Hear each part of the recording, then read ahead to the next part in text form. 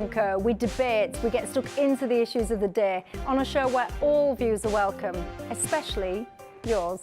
GB News, the People's Channel, Britain's news channel. I'm Patrick Christie's. Every weeknight from 9, I bring you 2 hours of unmissable, explosive debate and headline-grabbing interviews. What impact has that had? We got death threats and the bomb threats on. Our job is to do what's in the best interest of our country. You made my argument for me. My guest and I tackle the issues that really matter, with a sharp take on every story. I'm hearing it up and down the country. That was a beginning, not an end. Patrick Christie's tonight from 9 p.m. only on GB News, Britain's news channel. Are the newspapers getting you down? My wife didn't divorce me that month. Struggling to separate the wheat from the chaff? I know that it's a bit of a circus at the best of times. Well, don't worry, Headliners has got you covered. We'll take the burden of reading the day's news, and if we get depressed, who cares? It's an occupational hazard, frankly. That's Headliners on GB News from 11 p.m. till midnight, and the following morning, 5 till 6 a.m. on GB News, the comedy channel. Nah, just kidding. Britain's news channel.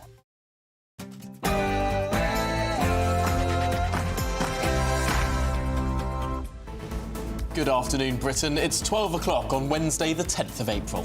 The NHS is to review all transgender treatment following the release of a bombshell report today claiming gender-questioning children have been badly let down. A gang of 5 Bulgarian benefit fraud cheats have raked in more than £50 million using thousands of fake ID claims. How on earth has this been allowed to happen? And as the ECHR rules the Swiss government violated elderly women's rights by failing to do enough to combat climate change, the lawyer representing the claimants says it's right that climate action trumps democracy. Fundamental and universal rights, which matter irrespective of what the majority decides.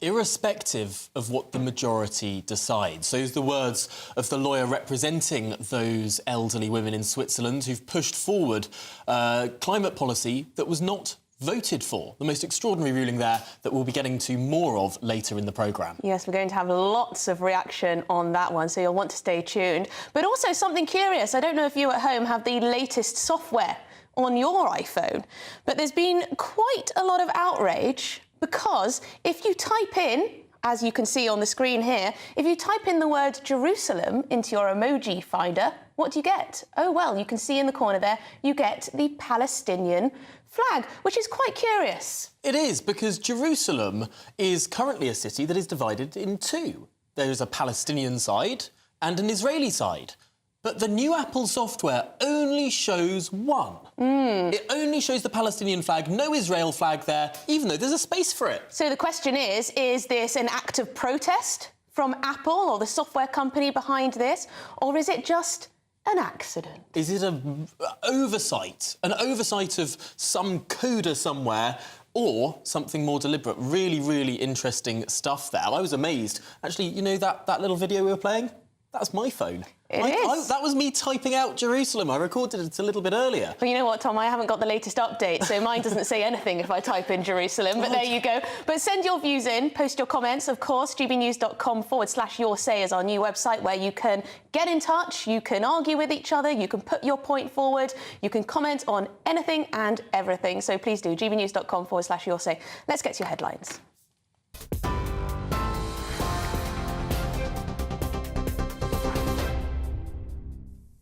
Good afternoon, it's 1 minute past 12. I'm Sophia Wensler in the GB newsroom. Your top story this hour, children are being let down by remarkably weak evidence and toxic debate around gender. The CAS review calls for gender services for young people to match the standards of other NHS care. It says the toxicity of the debate around gender meant professionals were afraid to openly discuss their views. The review also found no evidence that the use of blockers, which delay puberty in children, led to better mental health outcomes. The author of the report, Dr. Hilary Cass, spoke about the concerns for children's safety. been very concerned about is the lack of an evidence base. Our systematic reviews from the University of York showed that the evidence was really disappointing, and that's meant that we have to be really quite cautious about how we manage medical interventions. These young people have quite complex presentations. They've got a range of other issues that it's really important that we address. And I think one of the problems that's arisen is that people have stopped looking at them in a holistic way. Meanwhile, Parliamentary Under-Secretary for Justice Laura Farris says it's a problem countries around the world have been grappling with. There has been a 20-fold, something like a 15 or 20-fold increase in the number of children being referred to this service in the last 10 or 15 years, and that's happened in many countries, many other countries. It's a problem everybody's been grappling with.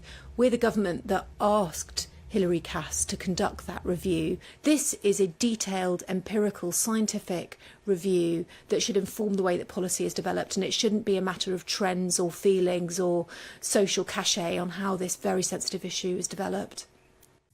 In other news, assaulting shop workers will be made a separate criminal offence in a government U-turn in response to a surge in retail crime. It's after a report found violent and abusive incidents against shop workers rose by 50% in 2022 to 2023. The government previously said it didn't think a law change was required, but today Rishi Sunak has announced the government would be amending its criminal justice bill to bring in the new offence. Our track record in clamping down on crime is actually very positive. Crime has halved since 2010, it's down since the start of this Parliament, and last year we outlined new plans to tackle antisocial behaviour and fraud, which are already working. But I have been concerned by the rise in retail crime, as I'm sure many others are, either seeing it or on social media, which is why today we've announced a strong set of measures to clamp down on retail crime. That's about a new offence, a brand new offence for assaulting shop workers, using facial recognition technology to catch perpetrators with CCTV, but also greater use of electronic tagging of prolific shoplifters. It's been warmly welcomed by retailers and police that I've spoken to. The Prime Minister Rishi Sunak speaking there. Now, 5 members of a Bulgarian organised crime group have been convicted of falsely claiming over £50 million in universal credits in the UK's biggest ever benefit fraud. Over a 4.5-year period, the gang made thousands of false claims for universal credit, using either real people or hijacked identities. The investigation identified 3 benefit factories in London where repeated false claims for benefits were supported by forged documents. If the claims were rejected, the fraudsters would try again and again until they were granted. The defendants will appear for sentencing in May. Some 7.4 million UK adults are still struggling to pay bills due to a high cost of living. According to a survey by the Financial Conduct Authority, 1 in 9 adults had missed a bill or credit card payment in the 6 months to January 2024. 1 in 9 people also had no disposable income. The FCA said the number had fallen from last year, but many households still feel heavily burdened. Arizona Supreme Court has reinstated a near-total ban on abortion from 1864. The court ruled that the state can enforce an 160-year-old almost complete ban on abortion. The 1864 law, which precedes Arizona becoming a state, makes abortion punishable by 2 to 5 years in prison, except when the mother's life is at risk. Arizona voters may be able to undo the ruling in a November referendum. And a runaway racehorse found itself in a railway station in Sydney in Australia. Alarmed passengers leapt out of the way as the horse trotted along the platform, but when a train arrived, the driver kept the door shut to keep the joyrider out of the carriages. Luckily, the cavalry soon arrived and the racehorse was taken home to its stable and will soon be back on the right track. And for the latest stories, sign up to GB News Alerts by scanning the QR code on your screen or go to gbnews.com/alerts. Now it's back to Tom and Emily.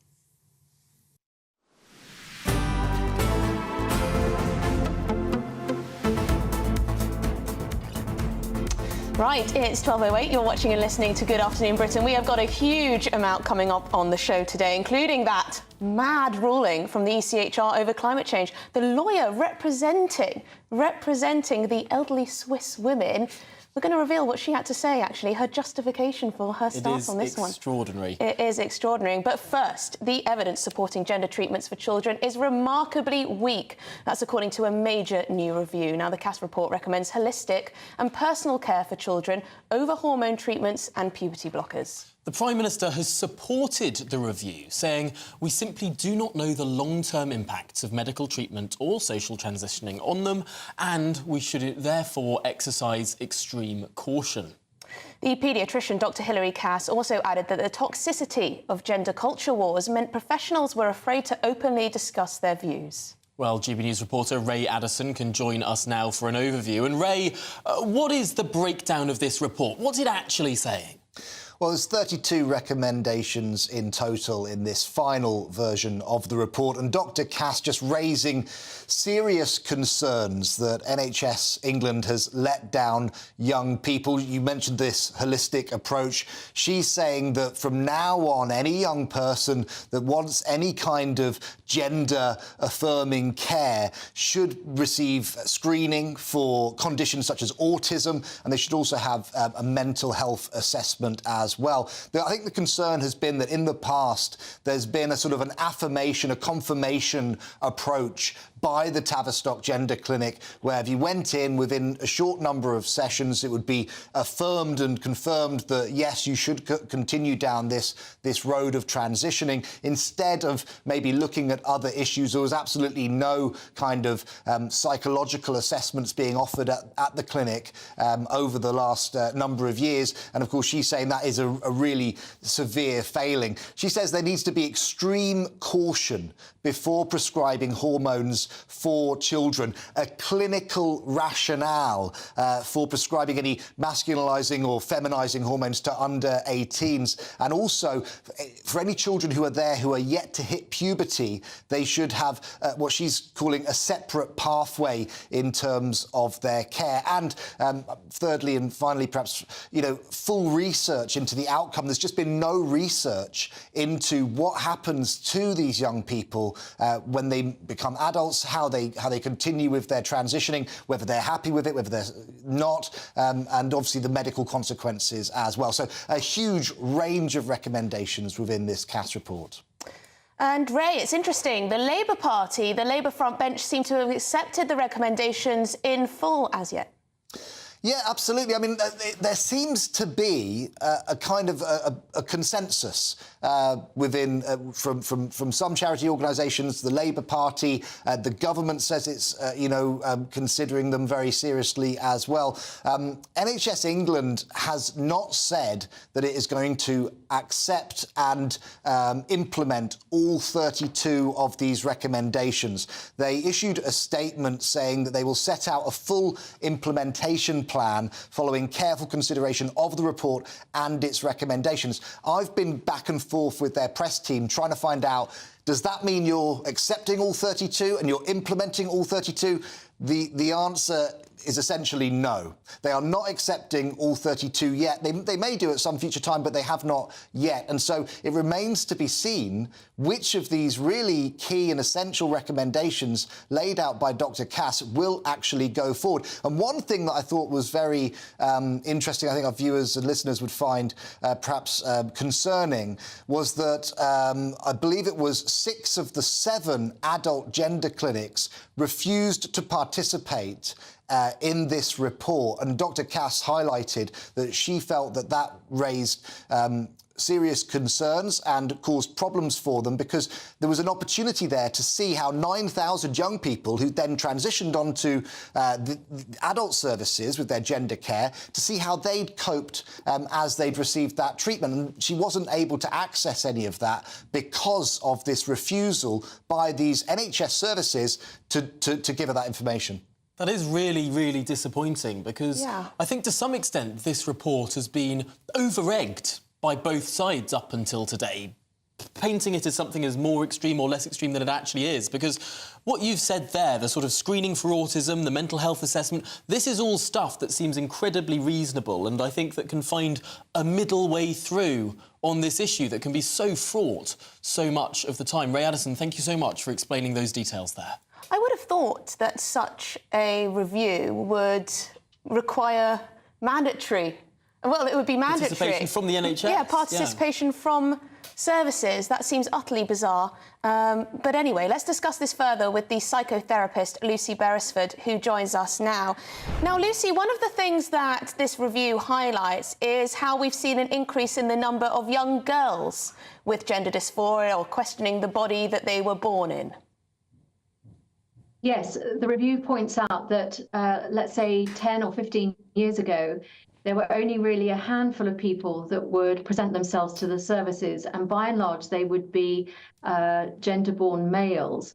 But what seems to have happened, certainly in the last 5 to 10 years, is what can only really be described as an explosion of birth females actually presenting, and they're presenting at a time of great radical physiological change. And historically, we know that quite a lot of young females, as they approach adolescence, they go through quite a stressful experience because of the bodily and hormonal changes that really signify that shift from childhood to adulthood. And it is only really in human species that you actually have such a big period, a chunk of time for adolescents to, in a way, have that transition. And so there are questions to be asked about why this particular change wasn't flagged up, because nothing really has changed in terms of human development. So why did we actually start to see really an explosion of young girls presenting at a time of great emotional vulnerability? And as I say, adolescence is very normal, but it does tend to throw up quite a lot of stresses, particularly for young girls. And this may have been yet another example of that. I think it is important to stress that, and that what this report is recommending is clearly extreme caution in these cases. Although it is important to also recognise this is still a vanishingly small proportion of all children overall. Over 15 million children in the United Kingdom, 3,000 going through these gender services. That's 0.002% of it. Yes, but that's where we're in the danger of looking at noise versus volume, that actually quite a lot of the ideology around this received disproportionate amounts of attention in the media and in discussions more widely.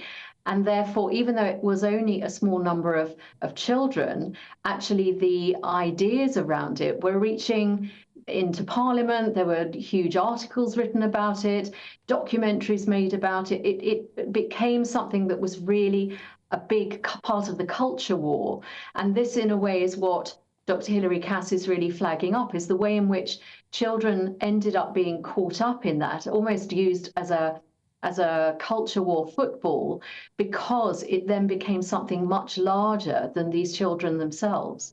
Yes, and I think it's important not to dismiss this on the grounds that, it only affects a handful of people, because if you look at the statistics, you see that back in 2011, there were 250 referrals to a gender identity development service. 10 years later, more than 5,000, and of that group, 2/3 were female, looking who were gender questioning, so looking to potentially become a boy. So there is an explosion. It is a genuine issue, and it is something that every corner of our society needs to handle, whether it's schools, whether it's health services, which this review concentrates on, whether it's parenting, families. It covers everything. Yes, but as the review points out, even though there has been that explosion, it was only dealt with in one particular, very narrow, focused way.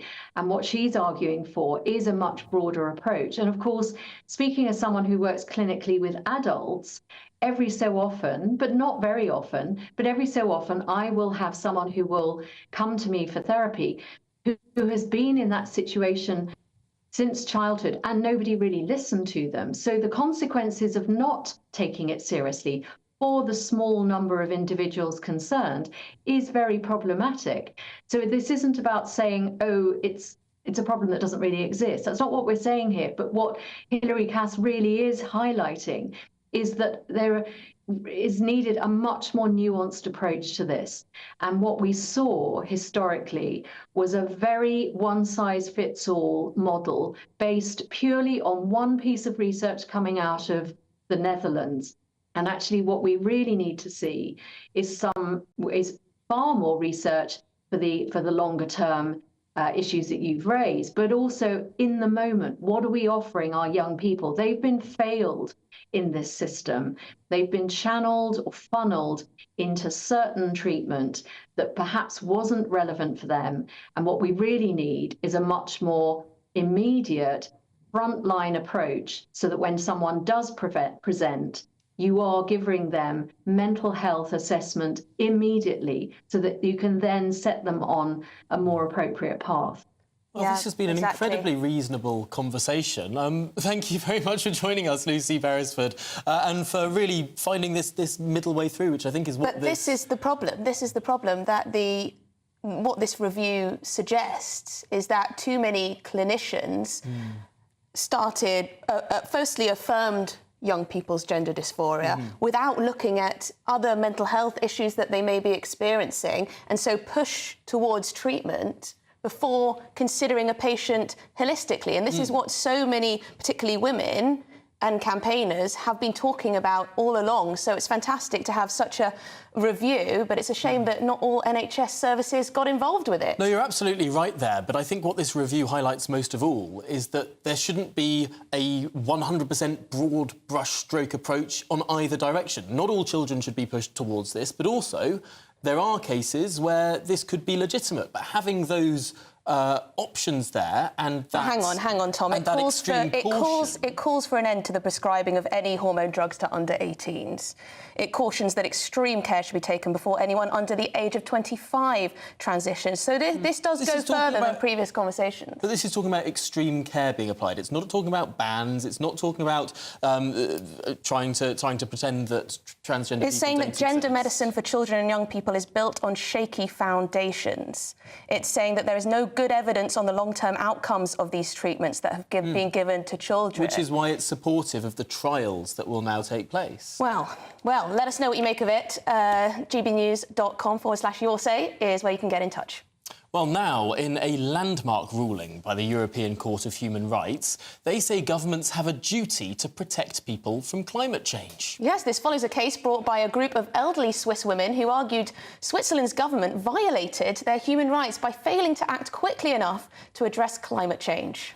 Well, the Strasbourg judges agreed, and the ruling can now trickle down to influence the law in 46 countries in Europe, including the UK.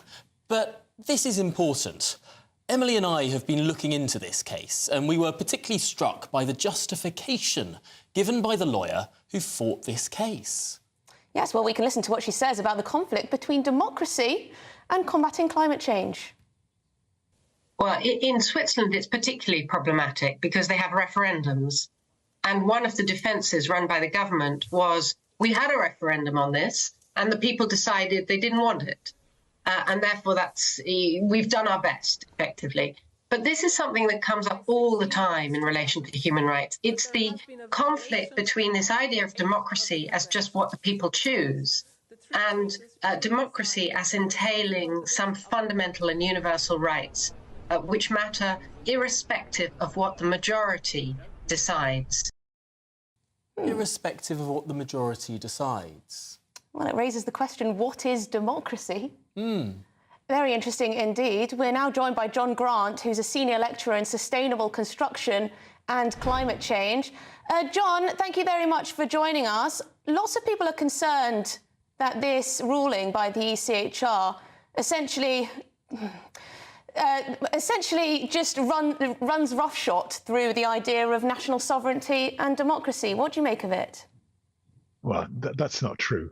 What we're dealing with here is the flawed presumption that everybody making a decision has been informed in a balanced and scientific way.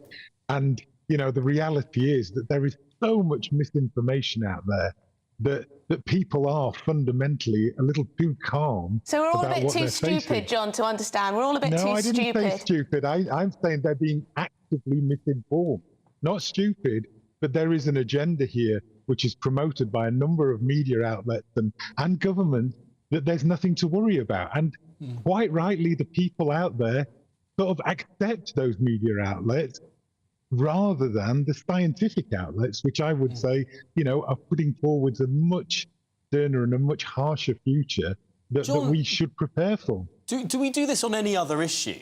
On any other political issue, do we say, oh, actually, you should probably not vote on whether you should replace your boiler or not because you're not well informed enough about it? Do we do that on social policy? Do we do that on tax and spend? Do we do that? Do we consult some unelected group of people in order to say what people are or aren't allowed to vote on any other issue?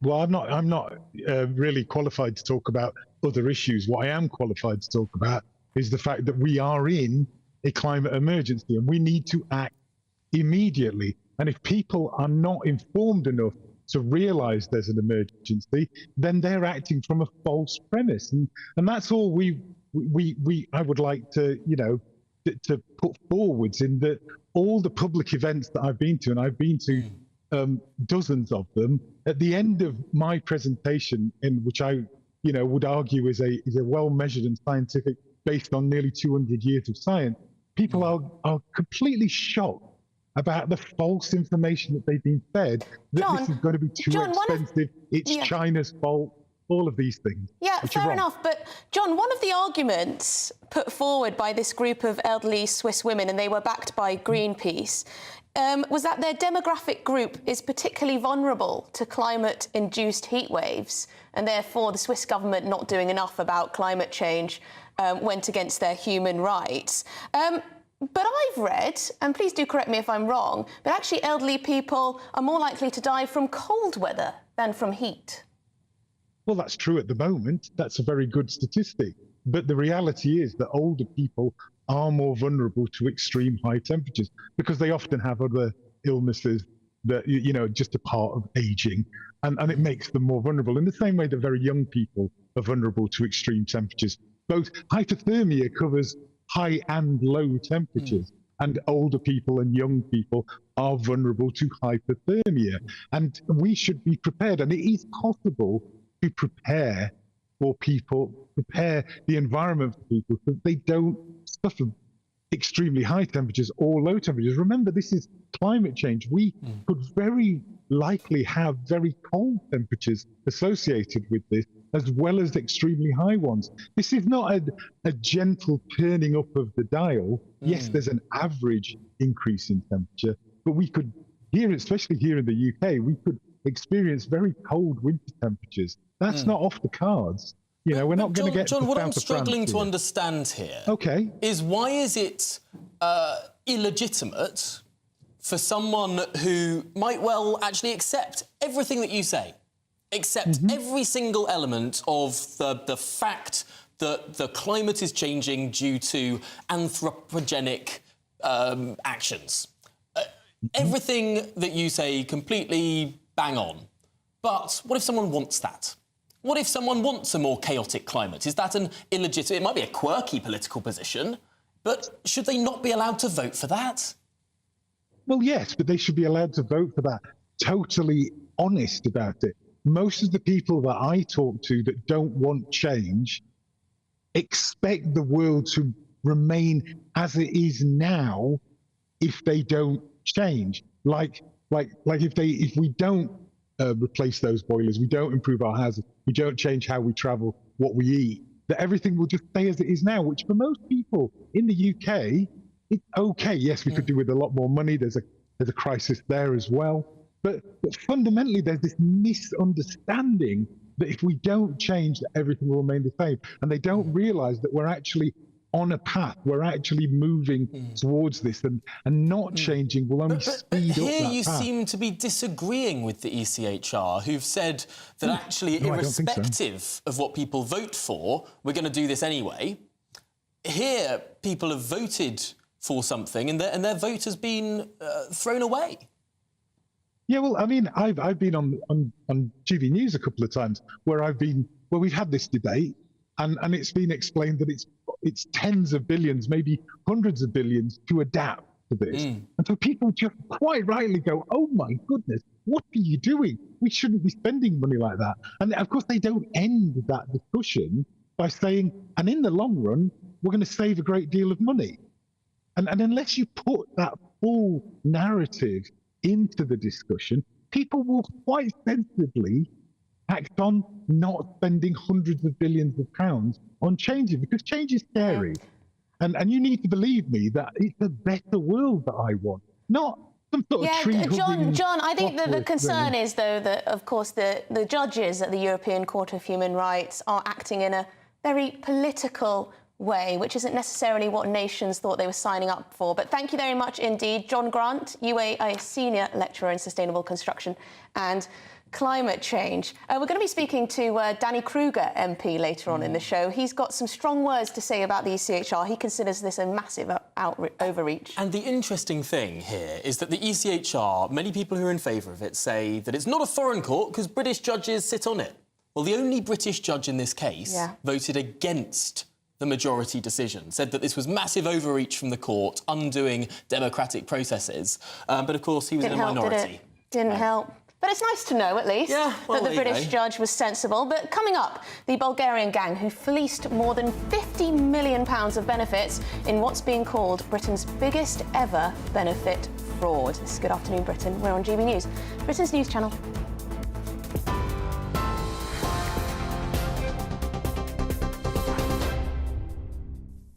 It's 12:30. I'm Sophia Wenzel in the GB newsroom. Your headlines. Children are being let down by remarkably weak evidence and toxic debate around gender. The Cass Review calls for gender services for young people to match the standards of other NHS care. It says the toxicity of the debate around gender meant professionals were afraid to openly discuss their views. The review also found no evidence that the use of blockers, which delay puberty in children, led to better mental health outcomes. The author of the report, Dr. Hilary Cass, spoke about the concerns for children's safety. Been very concerned about is the lack of an evidence base. Our systematic reviews from the University of York showed that the evidence was really disappointing, and that's meant that we have to be really quite cautious about how we manage medical interventions. These young people have quite complex presentations. They've got a range of other issues that it's really important that we address. And I think one of the problems that's arisen is that people have stopped looking at them in a holistic way. Assaulting a shop worker will be made a separate criminal offence in a government U-turn in response to a surge of retail crime. It's after a report found violent and abusive incidents against shop workers rose by 50% in 2022 to 2023. The government previously said it did not think a law change was required, but today Rishi Sunak has announced the government will be amending its criminal justice bill to bring in the new offence. And tech giant Apple has been accused of anti-Semitism after displaying the Palestinian flag instead of the Israeli flag when typing in the capital, Jerusalem. Some users with devices running on the latest software for the iPhone have noticed the prompt in their predictive text function. However, not every user sees it. And for the latest stories, sign up to GB News Alerts by scanning the QR code on your screen or go to gbnews.com/alerts.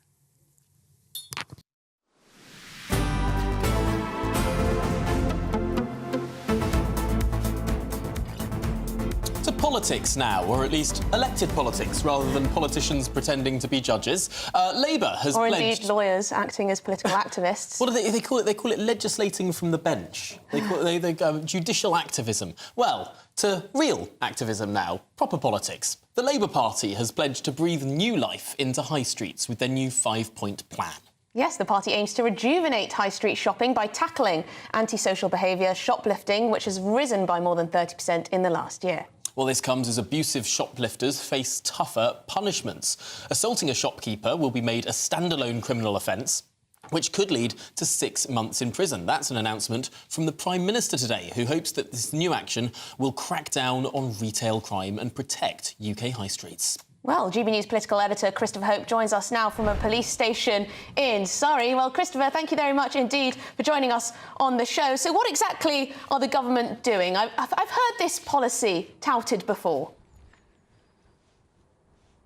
That's right. Hi, Emily. Hi, Tom. That's right. The PM is looking at, he's encouraging use of panic buttons in shops, little cameras filming people who are being abusive to shop workers, and making very clear there'll be a distinct a crime in which it will do more to protect shop owners and shopkeepers and make sure they are protected from any kind of violence, and also measures to tackle shoplifting.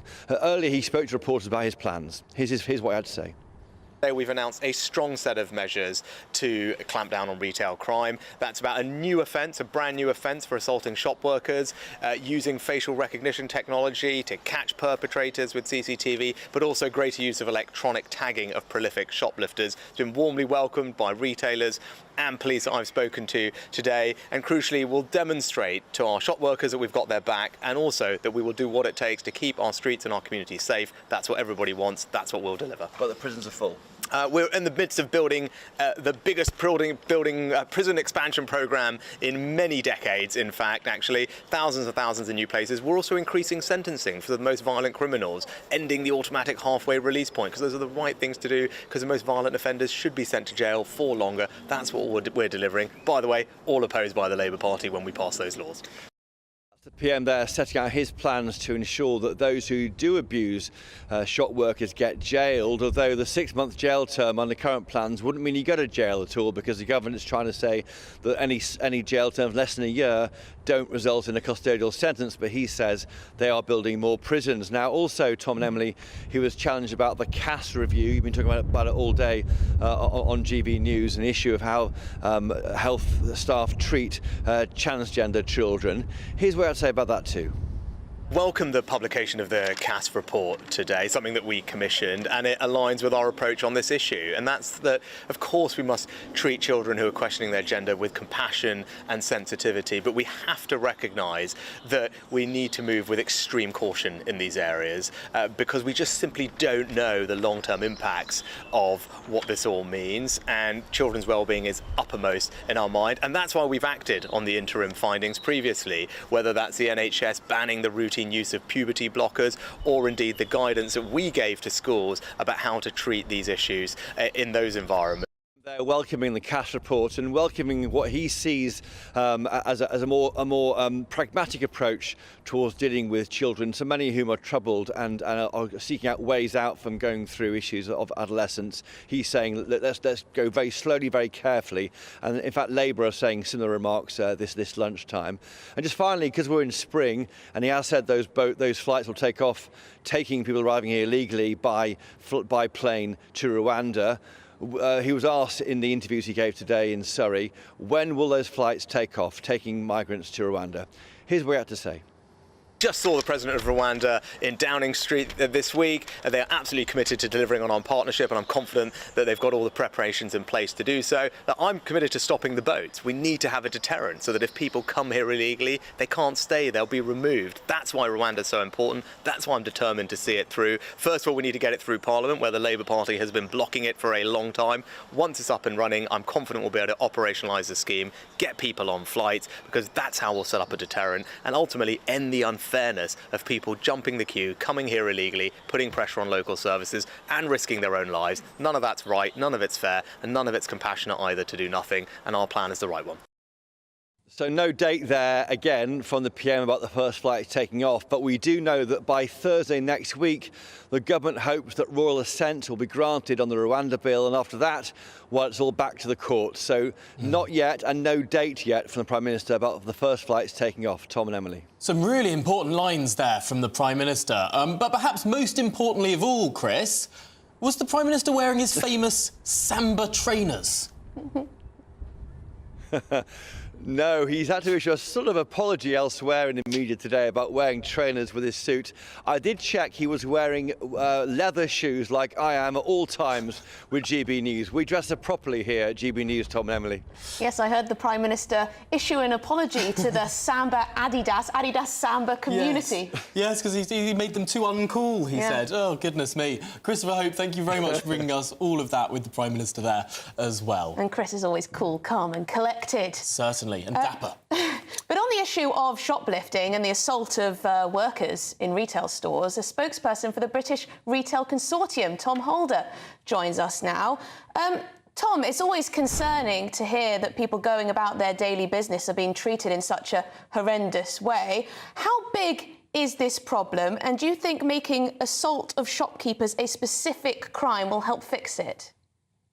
So we've seen this problem rising to now record levels. Last year, the figure was around 870 incidents of violence or abuse each day. This year, 1,300 every single day. And that's far too much. We need to put an end to it. This standalone offence sends a clear message that such behaviour won't be tolerated. And after many years of campaigning by retailers and the British Retail Consortium, we're really pleased to see that the government has brought this in right now. Now, there are punishments involved in all of this. 6 months in prison is the maximum here. But the government was planning to get rid of short-term prison sentences not so long ago. Do you think 6 months is long enough? Well, I mean, that's a question for the courts, and the key is that we label a clear deterrent, that we show that this isn't acceptable, but also it will have other impacts. For instance, by making it a standalone offence, police forces will now have to record individual events. This means that we can actually get the data for assault of shop workers, see where the issues are, see and allocate resources appropriately to this issue, because at the moment it was just being measured as part of sort of broader assaults and issues there. So there are some other impacts that make a standalone offence that will definitely have a positive impact. Well, thank you very much indeed. Short and sweet, Tom Holder, who is a spokesperson for the British Retail Consortium. Very good to get your perspective on all of this. I think we should do a call out here and ask, have you witnessed assault of shopkeepers on your high street? We've seen lots of people anecdotally talk about how they've seen people just shoplift. But actual assault of shopkeepers, I'm sure it's far more common than people might realise. Yes, and is it reported in every instance? Perhaps not. For my part, I just feel fundamentally depressed now when I walk into a shop and I see little bits of detergent in a sort of plastic box locked up because people just walk out with it otherwise. Or you see people with little cameras now attached to their shop uniforms in a way that you didn't before. It seems like we're hurtling towards a lower and lower trust society. Yes, very much so. And if you're the shopkeeper at a late-night store, a late-night, you know, an off-licence or something, I can imagine you'd be fearful of who's going to come in. Well, now you get corner shops that have the same sort of security screens you'd expect in banks. Yes, well, let us know if you've been privy to anything like this. gbnews.com/your say. Perhaps you own your own shop and this has happened. But from petty crime to organised crime now, a Bulgarian gang fleeced taxpayers out of almost £54 million in what's been called Britain's biggest ever benefit fraud. This is quite incredible. Now, prosecutors said the gang treated the benefit system like a cash machine to fund their own lavish lifestyles. Yes, they were living like kings and queens while they were fraudsting all of this money off us. The 5 who operated from 3 fraud factories in London made around 6,000 universal credit claims, fraudulent universal credit claims, of course, between 2016 and 2021. So this was just 5 years. Just 5 years. And all of this cash was used to buy expensive cars, clothing and dazzling jewellery. Yes, but the question is just how was this such a large-scale fraud actually allowed to happen in this country? You know, the government talk about cracking down on benefit fraud, but should we get the thoughts now of data security expert and author Jamal Ahmed? I mean, Jamal, this has been called Britain's biggest ever fraud case. How do you reckon this was allowed to happen? That's a really good question. Why was it even allowed to happen in the first place? £54 million of taxpayers' money gone just like that. And what it really shows us, I know the Department of Work and Pensions is actually celebrating it, but what it shows us is just how inadequate the security and verification measures they have are, that 5 people from Bulgaria who aren't that sophisticated could open up 3 offices in the back of shops and actually fleece the government and taxpayers out of £54 million of hard-earned taxpayers' money, which should have gone to the most vulnerable people in society. And I believe this is just the tip of the iceberg. This is just one case that's been brought to us. There must be a lot more going on like this, and that's what's concerning, is because these petty criminals, or these vile criminals rather, what they're doing is they're preying on the most vulnerable people in society. And they're saying, hey, we can help you to get a national insurance number if you're new to the country, or we can help you to claim for benefits if you don't understand the language and if you don't understand what to do. And they was using that as a ploy to get information and harvest information of innocent people who might otherwise be entitled to make those claims. And once they had some of their basic information, they was then using that to create fraudulent identities. They was using that to create fraudulent tenancy agreements to claim things like housing benefit, using it to make up kids that didn't exist. So once they harvested that information of the unsuspecting, vulnerable public, they then really got there to work with the evil mind and started creating all of this fabricated evidence to be able to exploit the system to extract that money and, as you say, treat it like a cash machine. So this wasn't just defrauding the taxpayer and stealing the money of anyone who pays tax. This was also taking money from people who could have claimed it themselves. Yeah, they were pretending that they would help people, so just to harvest those details. Once they had those details, they adopted those identities. Sometimes they created fake identities and they used that to claim the benefits. Once they had those benefits, they extracted that money, and that's what they used to fund their lavish lifestyle, including those trips to Istanbul. And taking this away just from the benefits system, how much credit card fraud and other types of fraud are happening at the moment? How easy is it for someone, a criminal, to decide, you know what, I'm going to pretend my name is Bill Jones and he's got a credit, he can max out his credit card? How easy is this type of stuff?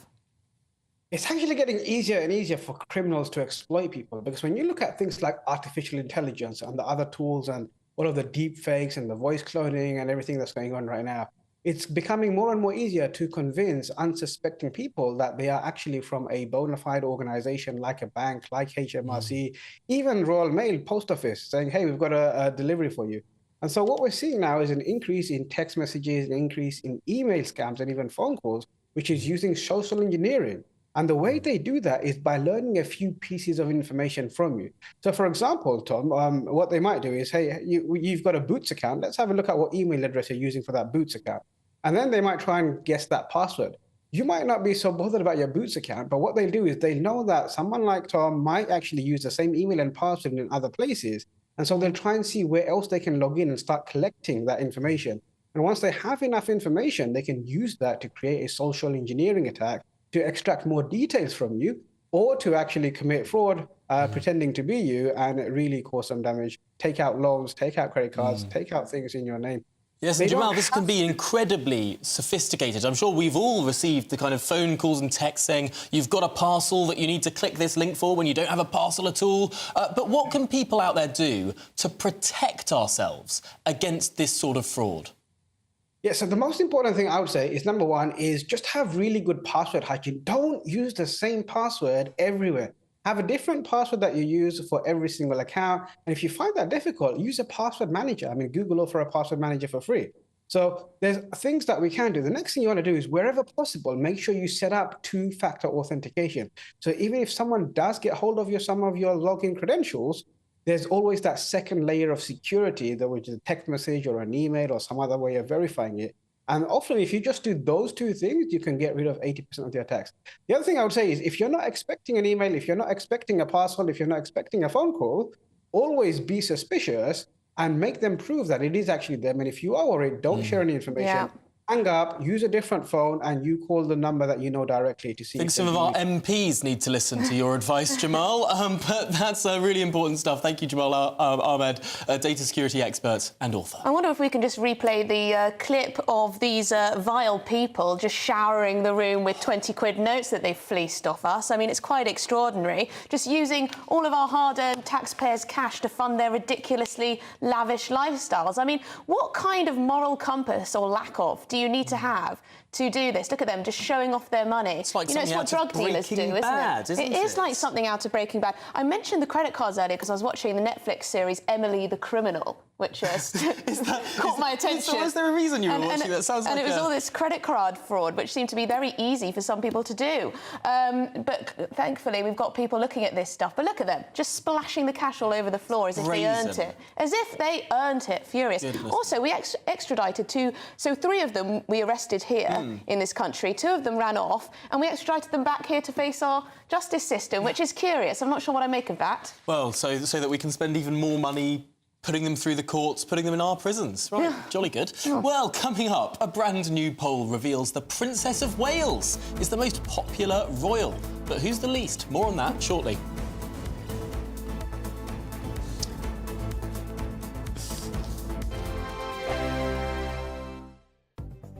The latest GB News travel.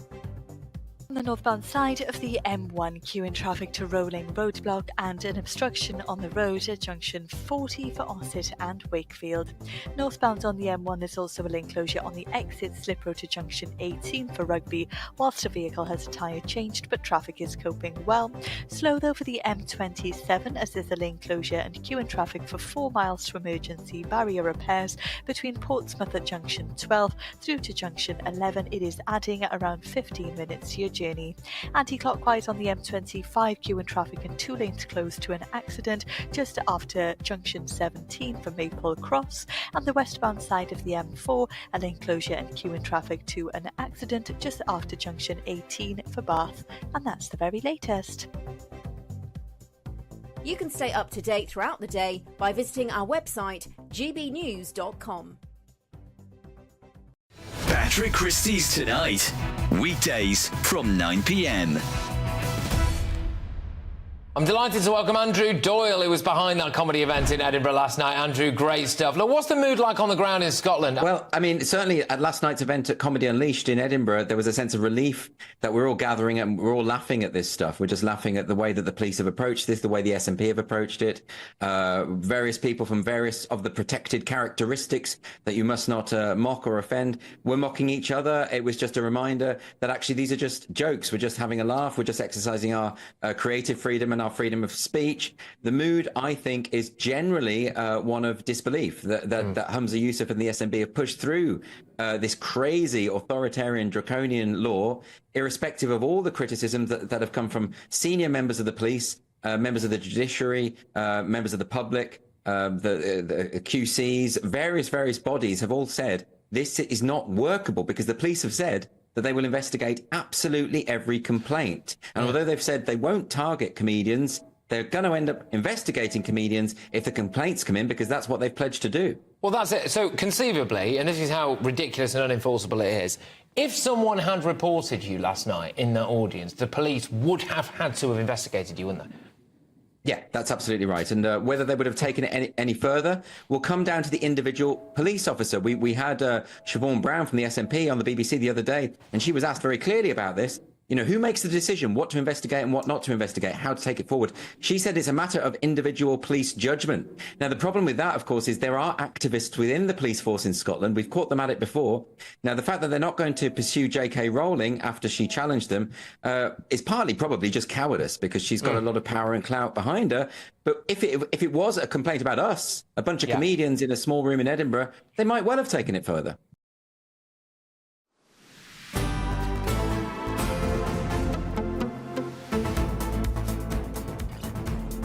Good afternoon, Britain. It's just gone 10-1. Now, you'll never guess who's been revealed as the most popular royal, according to a YouGov survey. Well, it is, in fact, Drum roll. Drumroll. The Princess of Wales. It says it on the strap. It says it down there. Oh, okay. Well, if you're listening on the radio, you will have had a bit of suspense there. Princess Catherine tops royal poll. 3/4 of Britons now have a positive view of the Princess of Wales. And now, if you know these type of polls, most public figures always have a net negative, don't they? They really do. They always have a net negative, but not Princess Catherine. How much is this to do with her sitting down, that very candid, emotional, but also calm and collected description of what she's been going through with her cancer diagnosis? Shall we speak to Cameron Walker, our royal correspondent?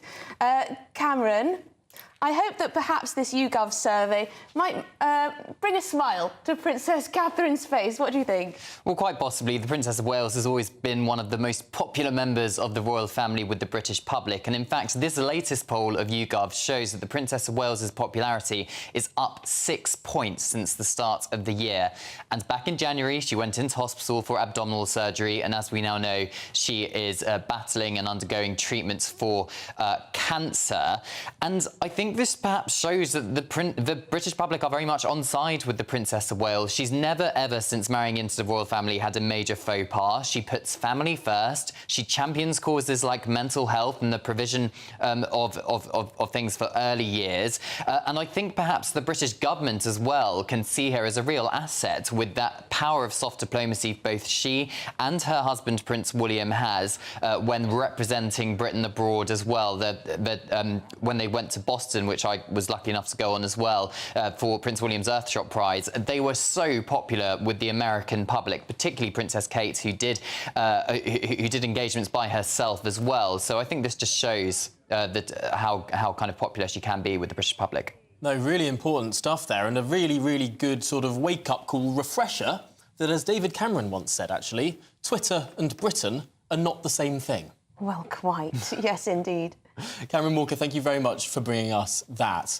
Now, don't go anywhere, because we're going to be talking with the Conservative Member of Parliament, Danny Kruger, about this extraordinary ECHR ruling.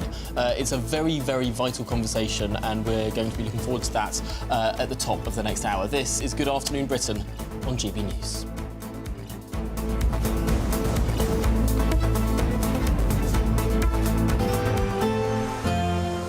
A brighter outlook with Box Solar, sponsors of weather on GB News. Good morning, welcome to your latest GB News weather update. It's going to be a fairly cloudy and mild afternoon for most areas after a brighter start to the day. We will see heavy rain continue to move in from the west. That's this weather front that's pushed across Northern Ireland, now moving into parts of Scotland and the southwest. So plenty of rain to come for many western and northern areas through the rest of the day. The rain's going to be particularly heavy across western areas of Scotland into parts of northwest England as well. Here there could be some travel disruption, and there is a weather warning in force. Further south, the rain will push into parts of the Midlands, but the far southeast should stay away from much of the rain across parts of Sussex and Kent this afternoon. And it will start to dry up a little bit by the end of the day across the southwest, but it's going to stay very cloudy here through the night. Tonight it will be a very mild night, and we'll see that persistent rain start to sink southwards. So it will turn drier for parts of the northwest as this rain moves into the Midlands and into the south coast by tomorrow morning. And that will bring a lot of cloud to the south coast, so it's likely to be a fairly dull start to the day, but it is going to be a very mild start to the day. Those are the minimum temperatures for tonight. And there will be more in the way of drier and brighter weather on Thursday, particularly across the north and the east, where we'll see the best of the sunshine. It's going to feel quite warm in that sunshine. However, across the far south, this band of rain and cloud will linger through much of the day, particularly across the southwest, where there could be some drizzly outbreaks of rain into the afternoon. But in the sunshine, it's going to be feeling very warm with highs of 20 degrees. That warm feeling inside from Boxed Boilers, sponsors of weather on GB News. Earlier on breakfast. What are you making of this landmark report? Up to 3/4 of people who are going through gender distress aren't actually what we would have called transgender. They felt obliged to start them down a pathway, potentially to irreversible, either medication or surgery. It's not the ECHR that means we've got a crisis in our NHS. How is it that there's not enough worms, but there seems to be loads of maggots, rats, cockroaches, flies in our hospitals? We've got it all wrong. It's all going wrong somewhere. Yes, somewhere. From 6, it's breakfast on GB News. This is your chance to win our biggest prize of the year so far. First, there's a totally tax-free £10,000 in cash for you to spend this summer. Then, we want to send you on a bespoke 7-night small boat cruise for 2 worth £10,000. Thanks to Variety Cruises, you'll be able to choose from any of their 2025 Greek adventures and discover Greece like never before. And with flights, meals, drinks and excursions included, All you have to do is relax. We'll also give you these terrific travel treats. For another chance to win a prize worth over £20,000, text prize to 63232. Text costs £2 plus one standard network rate message. Or post your name and number to GB04 PO Box 8690 Derby DE1 9TT. UK only. Entrance must be 18 or over. Lines close at 5 p.m. on the 26th of April. Full terms and privacy notice at gbnews.com/win. Please check the closing time if listening or watching on demand. Good luck. Martin Daubney, weekdays from 3 p.m. Mark White was saying there, Sue, that he thinks it's getting worse, and you were nodding along to that. You've seen this over decades. Situation is sprawling along the coast, more people, Yes. and the danger is ramping up. Definitely, because the numbers and the money it's run like a military operation. I mean, I've been told that by the National Crime Agency, and I don't need to be told it by them to know it. It is meticulous because there's so much money involved.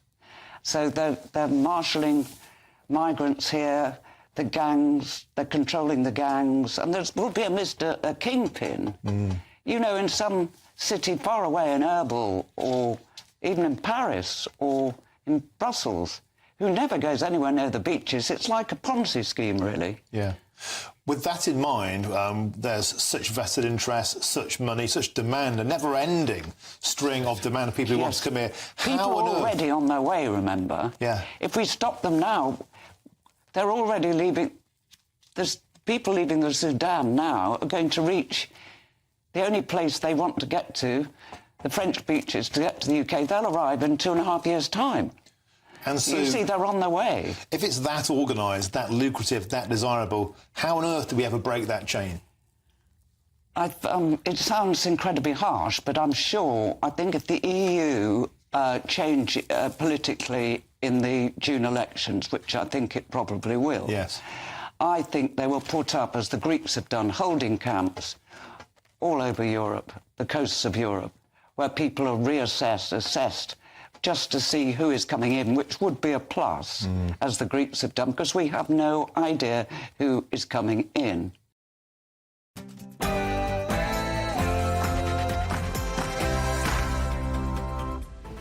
Good afternoon, Britain. It's 1 o'clock on Wednesday, the 10th of April.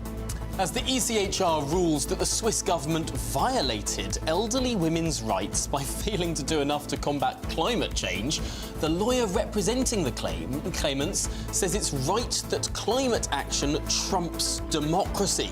Well, we'll be getting the thoughts of the senior Conservative MP, Danny Kruger, on that issue. Well, indeed. Now, a gang of 5 Bulgarian benefit fraud cheats have raked in a whopping £50 million plus using thousands of fake ID claims. How is this allowed to happen? And should we clamp down harder on benefit cheats? We'll be debating this.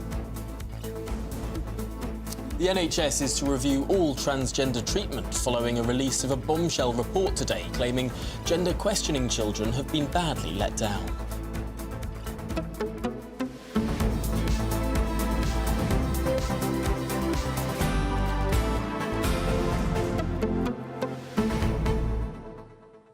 Now, how's this one for size? Apple has updated its operating system for iPhones overnight.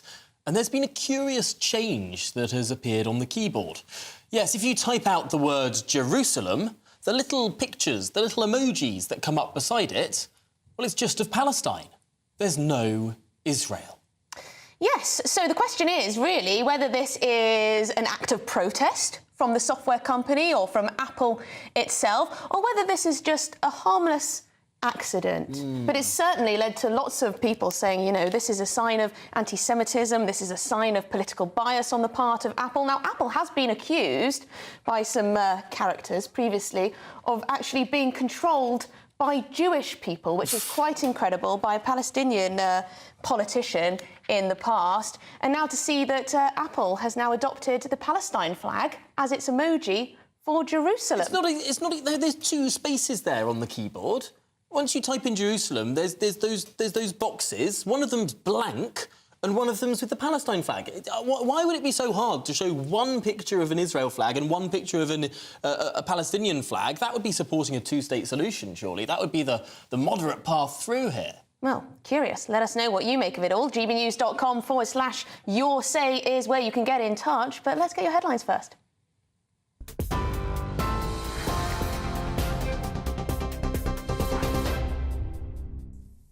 Good afternoon, it's 2 minutes past 1. I'm Sophia Wensler in the GB newsroom.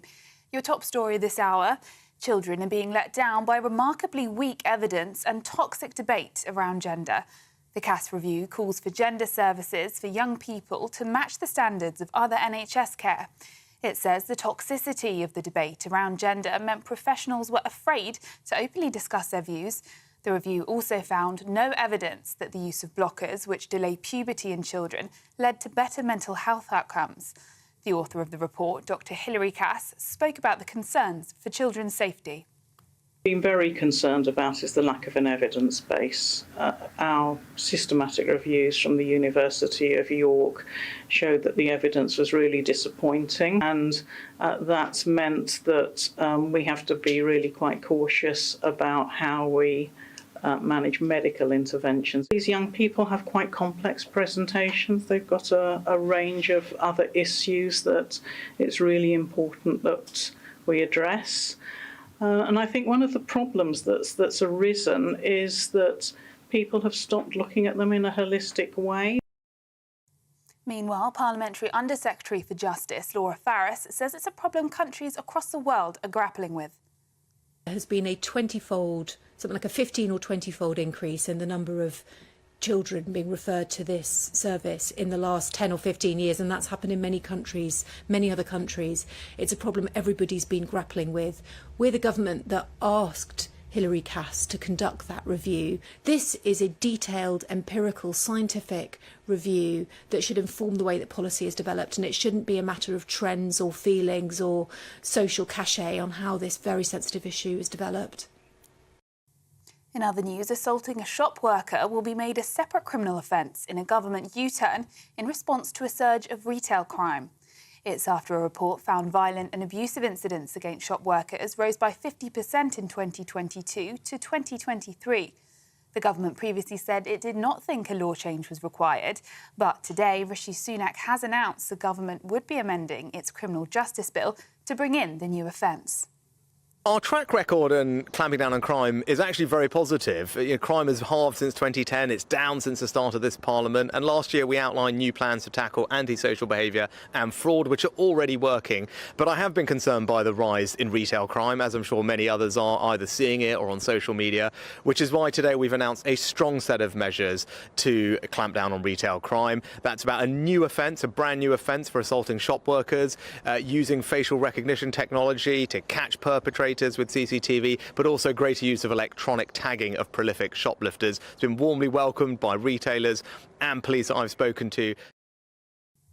The Prime Minister Rishi Sunak speaking there. Now, 5 members of a Bulgarian organised crime group have been convicted of falsely claiming over £50 million in universal credit in the UK's biggest ever benefit fraud.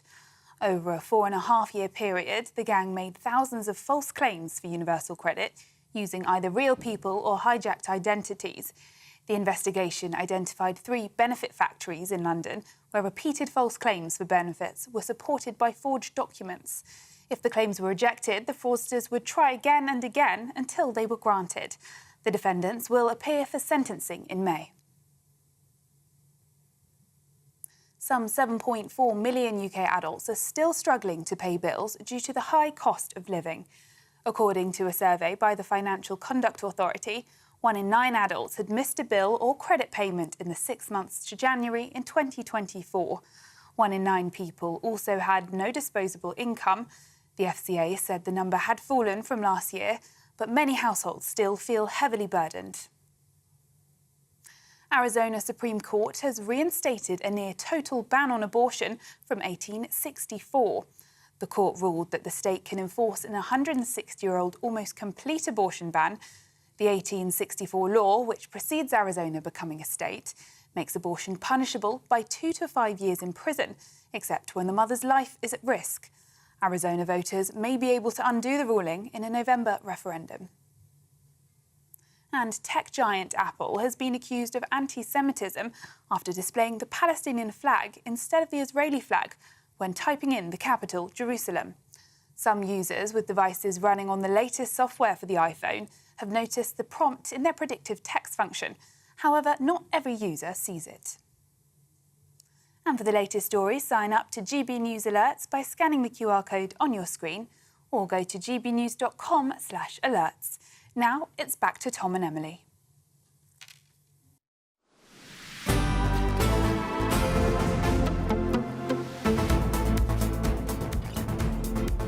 Good afternoon, Britain. It's 7 minutes past 1. Now, the evidence supporting gender treatments for children is remarkably weak. That's according to a major new review. Yes, the CAS report recommends holistic and personal care for children over hormone treatments and puberty blockers. Well, the Prime Minister has said that the findings show a need for extreme caution regarding children's gender care. Of course, we must treat children who are questioning their gender with compassion and sensitivity, but we have to recognise that we need to move with extreme caution in these areas because we just simply don't know the long-term impacts of what this all means, and children's well-being is uppermost in our mind.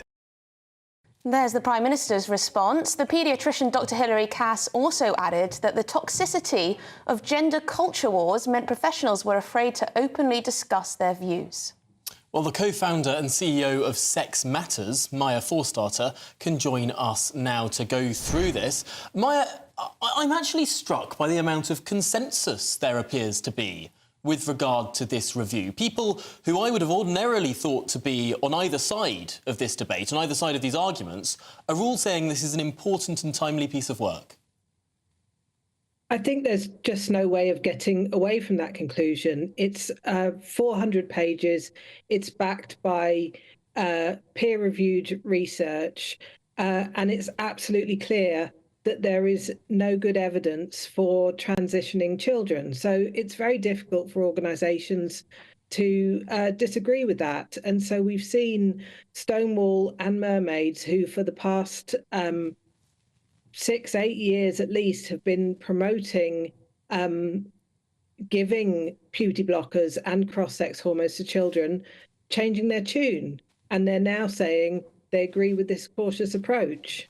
It wasn't what they were saying 6 months ago. That's very interesting, isn't it, that some groups and activists appear to have changed their tune. Why do you suspect that is? I think both the government and the opposition have welcomed this report. The weight of evidence is undeniable, and I think they've seen the way the wind is blowing.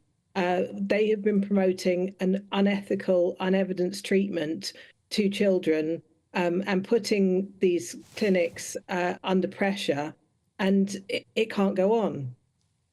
Now, Dr Hilary Cass has been very careful in this review to strike a balanced approach, talking about how everyone should be treated with dignity and respect, how there should be screening, for example, for autism and for mental health issues for people that are going through the gender process, but also stopping short of saying that there's no such thing as a transgender child. In fact, it's saying that there may, in some cases, be people who are transgender under the age of 18. I don't think she said quite that, Tom. It's not about children going through a gender process and being screened out for having other conditions. It's about looking at children holistically, not as gender patients, but as children who are distressed for some reason and trying to work out why they're distressed and how that can be relieved. So the idea that this is about screening out other reasons so that children can get on the gender train is exactly what Cass is not saying. No, Maya, I think we might be talking cross purposes here, because you're right, this is talking about a holistic approach, but it's not saying that transgender children don't exist. It doesn't talk about transgender children. What it talks about is gender distressed children, and it says that clinicians have no way of knowing which of those gender distressed children might grow up and decide to be transsexual as adults. There's no way of knowing. And so they're not trans children, they're children who are experiencing distress. And the question is, should those children be given puberty blocking drugs that stop them growing up and stop them maturing sexually? And should they then be given cross-sex hormones which sterilize them? And the answer is very clearly no. So it doesn't make sense to talk about those children as being trans children. Hilary Cass is very clear. We should just think of those children as children. Maya, are you hopeful that this will change the way the NHS and other gender services are operating in this country? We spoke earlier about how not all NHS services got involved with this review. They weren't willing to potentially share important evidence. Yes, I'm very hopeful, and this will change what happens in England. And at the moment, children in Wales are also treated under the same regime. It doesn't change what happens in Scotland, and it doesn't directly change what private clinicians can do. But Dr. Hilary Cass did give a very clear warning to GPs not to enter into shared care arrangements with private prescribers who are acting outside of the NHS framework, and also to pharmacists that they shouldn't be filling private prescriptions unless they believe that it's in the child's best interest and it's safe. So although she wasn't able to directly stop private prescribers, I think she did everything that she could to try and reduce private prescriptions with families going outside of the NHS to these online prescribers, some of them not in the UK, who are still willing to give these drugs to children. Again, this is about caution rather than absolutes. Well, Maya Forstarter, thank you so much for joining us and talking through what is a landmark review. Yes, it's fundamentally about making sure that children aren't harmed. But in other news, a ruling by the European Court of Human Rights says governments now have a duty to protect people from climate change. It's curious, this. It follows a case brought by a group of elderly Swiss women who argued Switzerland's government violated their human rights by failing to act quickly enough to address climate issues. Yes, the Strasbourg judges agreed, and the ruling can now trickle down to influence the law in 46 countries, including the UK. Well, now, Emily and I have been looking into this case, and we were particularly struck by the jurisdiction given, or the justification, I should say, given by the lawyer who fought this case. Listen very carefully here to what this lawyer says about the conflict between democracy and combating climate change. Well, in Switzerland, it's particularly problematic because they have referendums. And one of the defences run by the government was, we had a referendum on this, and the people decided they didn't want it. And therefore, we've done our best, effectively. But this is something that comes up all the time in relation to human rights. It's the conflict between this idea of democracy as just what the people choose and democracy as entailing some fundamental and universal rights, which matter irrespective of what the majority decides. Some things are more important than democracy. It's very interesting, the idea of a conflict between what is voted for and what this particular lawyer thinks is a human right, in this case, climate change policy. We know better. We're joined by Conservative MP Danny Kruger, who feels very strongly about this issue. Danny, just your reaction there to what the lawyer had to say. She was representing this group of Swiss women who brought this case to the ECHR. It's quite curious what's the relationship between the law and democracy. Yes, and you get this opinion increasingly vocalised by people who essentially don't believe either in democracy or indeed in nations. They think that some questions transcend national borders, which of course they do, and that therefore there should be some kind of world government or European government that insists on passing laws in our interests and in the interests of future generations. And by the way, I do understand the logic there. I mean, if you decide that we're facing some existential crisis that requires the overriding of public opinion, then you can understand why these people think that. I disagree with them, and I think that the best way to serve the interests of the planet, which we all naturally enough regard as totally foundational and essential, the best way to do that is to trust governments accountable to their people, who themselves care very strongly about these things. So yes, we have a fundamental difference of opinion about where power resides, and I think the best answer to that question is it should reside in national governments accountable to national populations. It's particularly striking in this case, Danny, that the dissenting voice amongst the judges sitting or ruling on this case, the dissenting voice was the British judge. What did you make of what he had to say? Yes, he made a very important point, which is that the court is overstepping its proper bounds and actually will end up harming the case, which we all share, which is about ensuring a greener future. So I think it's interesting that the British judge saw sense in this case, but here we go. It's a majority court.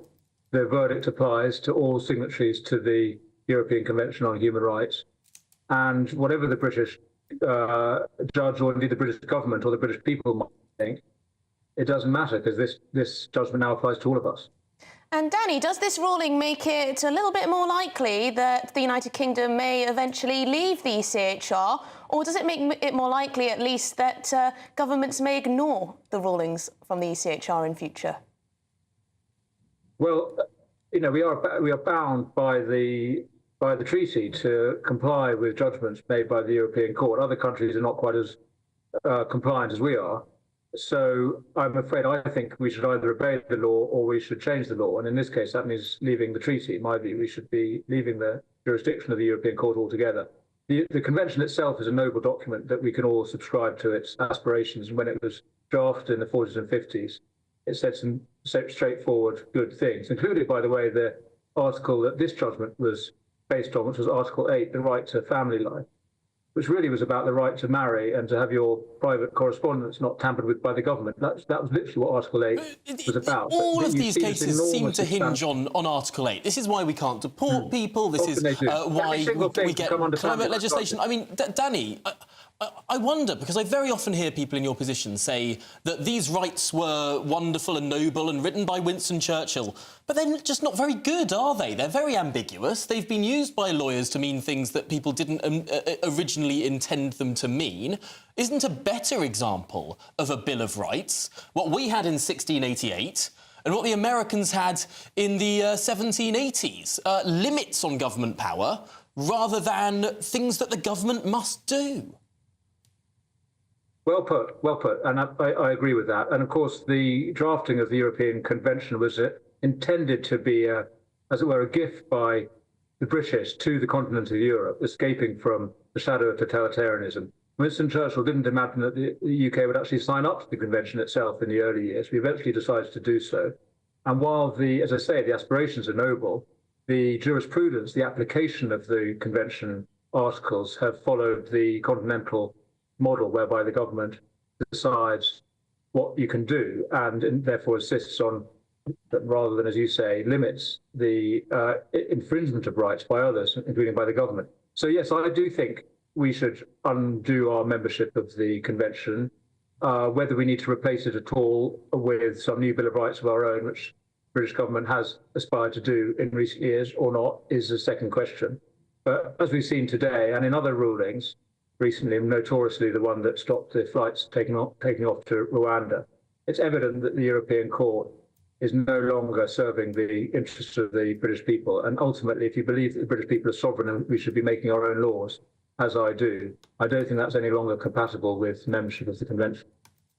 Well, thank you very much indeed, Danny Kruger. Really great to speak to you, Conservative MP. Thank you. It's interesting, Danny says we should either just leave the convention entirely or stick to it, whereas Rishi Sunak seems to be suggesting in a sort of vague way that we could ignore it on some accounts and he'll do everything he can when it comes to the Rwanda flights, etc., etc., whereas Danny's more sort of straightforward. Yeah, there are lots of problems, of course, with leaving it because it's written into the Good Friday Agreement. And so then you have all of these Northern Ireland negotiations that would have to start. I can see why Rishi Sunak is reluctant to think, gung-ho, let's leave this, even though philosophically I think most Conservatives would think what are known as positive rights. You know, the government must do this for you, rather than negative rights whereby the government can't do this to you. Yeah, just a bit too much. A bit too much on his plate to start attacking that, perhaps. Yeah. Well, there you go. even in We were an just ideal showing. world. We were just showing on the strap. Half of Tory voters, more than half of Tory voters, want to leave the ECHR. There is a little bit of a mismatch, perhaps, between the parliamentary members of the Conservative Party and the voters. But there is also this difficulty with sort of what perhaps people would like in an ideal world and the practicalities of doing something that then make it so very difficult, and perhaps that's why government ministers very often are sounding like they'd like to do something but just can't. But this ruling sets quite the precedent, and this could be used in this country, and I imagine it will be. But coming up, we're going to be debating whether we need to clamp down harder on benefit fraud. Yes, we're talking about this because it's emerged a Bulgarian gang have fleeced the British taxpayer over a whopping £54 million. This was through benefit fraud claims. Quite incredible. Do we need to crack down harder? That's the question.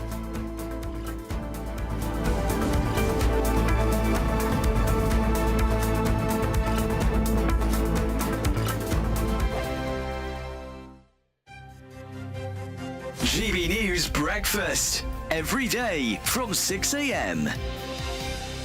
Cheryl Baker. Good morning, Cheryl. Good morning. When you think back to 1981, I mean, obviously the ABBA victory then wasn't all that long ago, 9 years earlier. Do you think they had a huge influence then on the sort of direction that Eurovision was taking? Yeah, they did. They changed it completely.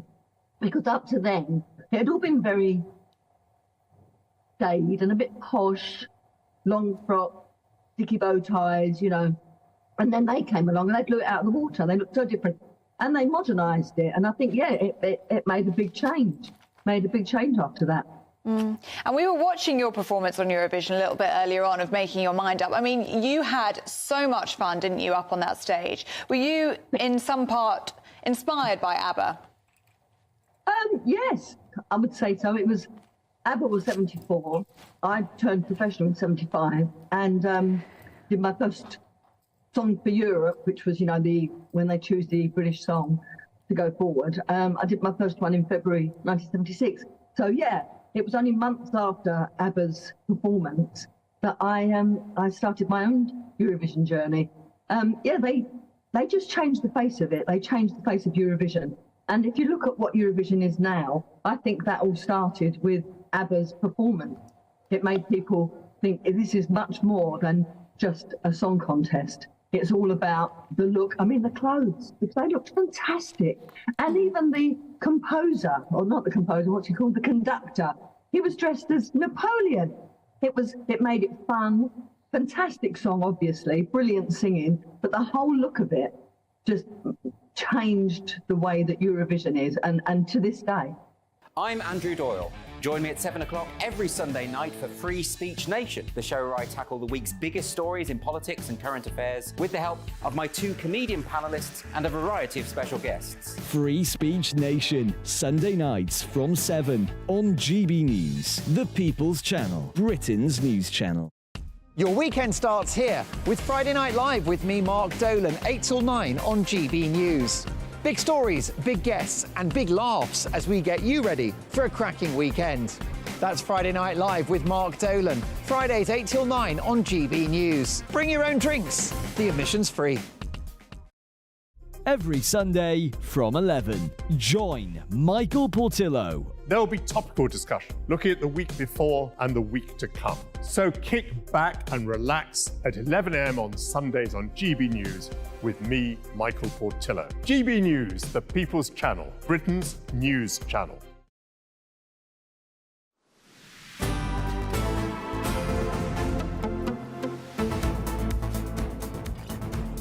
Good afternoon, Britain. It's 26 minutes past 1. Now, a Bulgarian organised crime gang fleeced taxpayers out of, get this, almost £54 million in what's being called Britain's biggest ever benefit fraud. They clearly thought they'd get away with it. Prosecutors said the gang treated the benefit system like a cash machine to fund their own lavish lifestyles. And judging by these pictures we're showing you, it was rather a lavish one. Look at all those 20-quid notes tied up. And here's one of the culprits splashing the cash, throwing it up in the air, taking videos and having a good time of it. Just making a mockery. But now they're going to jail. Now they're going to jail. So there you go. What goes around comes around. But our debate this hour, we're asking, should we be clamping down harder on benefit fraud in light of this case? And to debate this, we're joined by the former police officer, Henry Bolton, who thinks we absolutely need to clamp down or harder on fraud, and anarchist and academic, Dr. Lisa Mackenzie, who thinks this case shouldn't distract from the fact that most people are legitimately claiming benefits. Well, Henry, let's start with you. What's your view? Yeah, of course, that's true. Most of the claimants on benefits are absolutely legitimate, and people who are needy and are quite rightly in receipt of those benefits. However, we have had a distinct failing in this country for the last 2 decades or more in relation to the imported organised crime that has come along with immigration, unmanaged, uncontrolled, sort of just free immigration almost, particularly from the EU. Back in between 2003 and 2006, I worked out of the British Embassy in what's now the Republic of Northern Macedonia, and I was running counter-organised crime operations from there. We warned the government then, Downing Street, the Cabinet Office, that allowing Bulgaria and Romania into the European Union would open the floodgates to a massive amount of organised crime on human trafficking, people smuggling, but particularly on identity fraud, on insurance frauds, on benefits frauds and so on, and narcotics. And as a result of that, the European Union decided to put a freeze on their freedom of movement for 7 years. So they joined actually in 2007. 2014, they had freedom of movement, like everybody else in the European Union did. And at that point, we had just a flood of organised crime into Europe and into the United Kingdom. Thing is, in the United Kingdom, we have been far more laissez-faire about paying foreigners benefits than they have in other countries. We've done fewer identity checks, we've done fewer security checks on these people because our resources have not been so well staffed. Now, luckily, when it comes to Bulgaria, back 20 years ago, we established good relations with BOP, which is the counter-organised crime organisation in Bulgaria. That endures. We've got good relations down there. Yeah. But we've got a serious problem in this country. OK, Henry, let's throw that over to Lisa. Lisa, we've been far too lax. Listen, I agree with Henry. That this is organised crime. This is not people at home that need benefits, that are relying on £108 a week if you're on PIP, if you're on disability. This is organised crime. This has got no connection to the people who actually have paid their taxes into the system, and they're perhaps at the other end of their life where they need pensions, or whether they need disability payments, or whether they've just lost their jobs and they need some support between jobs. That the organised crime has got nothing to do with the people that actually need the benefits. We've got a social system.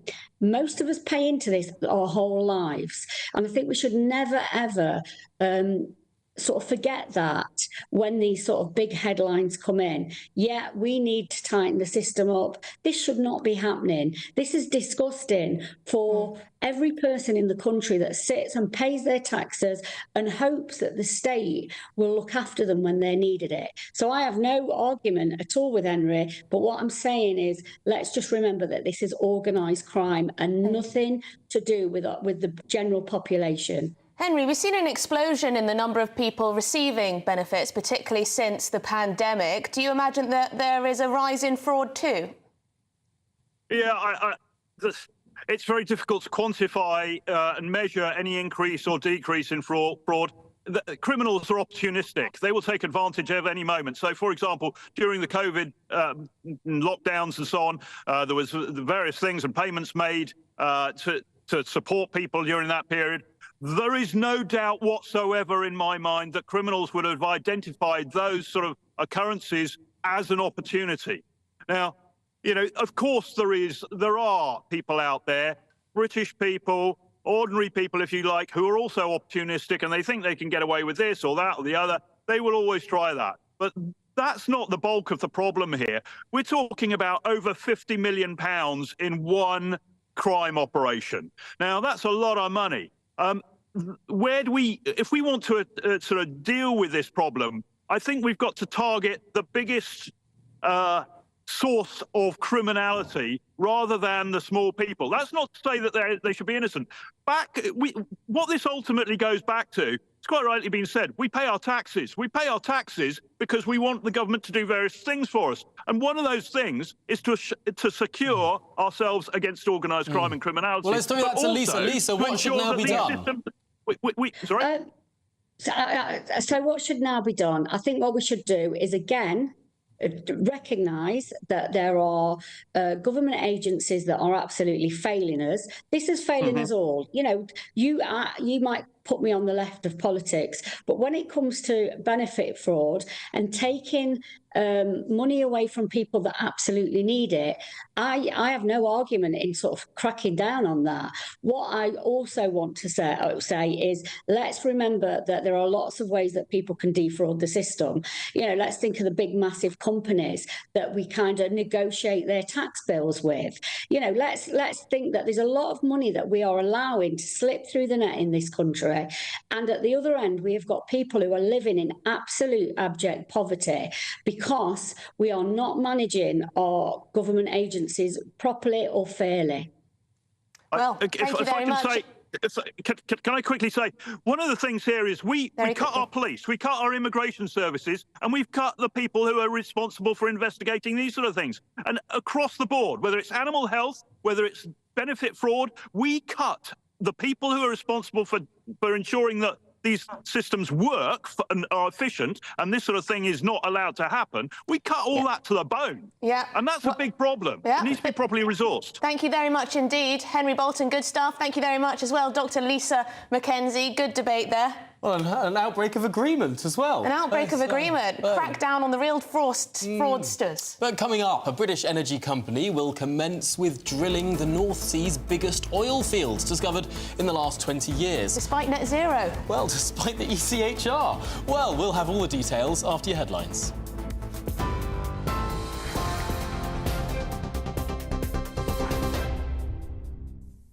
It's 1:34. I'm Sophia Wenslet in the GB newsroom. Your headlines.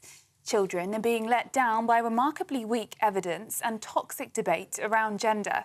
The Cass Review calls for gender services for young people to match the standards of other NHS care.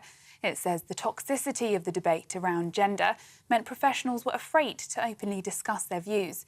The review also found no evidence that the use of blockers, which delay puberty in children, led to better mental health outcomes. The author of the report, Dr. Hilary Cass, spoke about the concerns for children's safety. Been very concerned about is the lack of an evidence base. Our systematic reviews from the University of York showed that the evidence was really disappointing, and that's meant that we have to be really quite cautious about how we manage medical interventions. These young people have quite complex presentations. They've got a range of other issues that it's really important that we address. And I think one of the problems that's arisen is that people have stopped looking at them in a holistic way. Assaulting a shop worker will be made a separate criminal offence in a government U-turn in response to a surge of retail crime. It's after a report found violent and abusive incidents against shop workers rose by 50% in 2022 to 2023. The government previously said it did not think a law change was required, but today Rishi Sunak has announced the government would be amending its criminal justice bill to bring in the new offence. And tech giant Apple has been accused of anti-Semitism after displaying the Palestinian flag instead of the Israeli flag when typing in the capital, Jerusalem. Some users with devices running on the latest software for the iPhone have noticed the prompt in their predictive text function. However, not every user sees it. And for the latest stories, sign up to GB News Alerts by scanning the QR code on your screen or go to gbnews.com/alerts.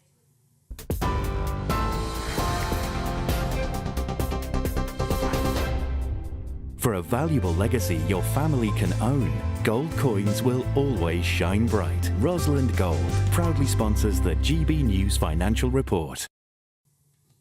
And here's a quick snapshot of today's markets. The pound will buy you $1.2704 and €1.1693. The price of gold is £1,849 and 26 pence per ounce. And the FTSE 100's at 7,999 points. Rosland Gold proudly sponsors the GB News Financial Report. Hello, a very good morning to you. Welcome to the latest forecast from the Met Office. It's a bright start for many of us, but it will turn increasingly cloudy this morning with more rain to come, especially across western and northwestern parts. That's where the rain is already arriving through the morning. We keep the sunshine in the east at least until lunchtime, but, well, it does get squeezed out by thickening cloud and a freshening breeze, along with those outbreaks of rain. The rain will be on and off and mostly light in the south. Towards the northwest, it'll be heavy and persistent, particularly for western Scotland, where there is a rain warning because of the saturated ground we currently have here. Temperatures up to 15 Celsius, not feeling very pleasant though with the cloud and those outbreaks of rain. However, once the rain does move through, it does turn drier for a time in the south and southeast, albeit with a lot of low cloud, some hill fog. And then we've got further outbreaks of rain across many parts of the country, again, most persistent towards the west of Scotland overnight. But a mild night because of the southwesterly wind and the extensive cloud cover, some places no lower than 12 or 13 Celsius. Now, Thursday morning starts off with those grey, leaden skies, staying damp and gloomy in the south, as well as the far northeast. In between, the cloud does break up for a time, so some sunshine coming through for Scotland, for northeast England, for example, and feeling considerably warmer. Temperatures up to 18 or 19 Celsius in the east before further rain comes along later. The latest GB News travel. Hello, I'm Jules Buckley. Let's go to the West Midlands. Firstly, the southbound side of the M6, junction 10, Wolverhampton, down to Wednesbury at 9, slow going. An earlier collision's cleared looking at the cameras, but still some residual delays. And it's exactly the same story northbound on the M5, 20 up to 19. That's Clevedon up to Portishead. Again, all lanes open following an earlier accident, but still slow going. A mile queue, anti-clock M25 before South Mims 23. The earlier breakdown's gone, all lanes back open. Anti-clock, the M25, the Dartford Tunnel, the left-hand tunnel continues to be closed, so we're seeing queues back towards Dartford at Junction 2. A lane shutting queues for the M27, Portsmouth at 12 to Fareham at 11. That's both directions for ongoing emergency barrier repairs. And for now, that's your latest. You can stay up to date throughout the day by visiting our website, gbnews.com. I'm Michelle Dewberry, and I'm not here to tell you what to think. I'd much rather hear what you have to say. So send in your opinions to gbviews@gbnews.com. Keep them clean, and you never know, I might read them out. With my panel here on Jubes & Co, we debate, we get stuck into the issues of the day on a show where all views are welcome, especially yours. GB News, the People's Channel, Britain's news channel.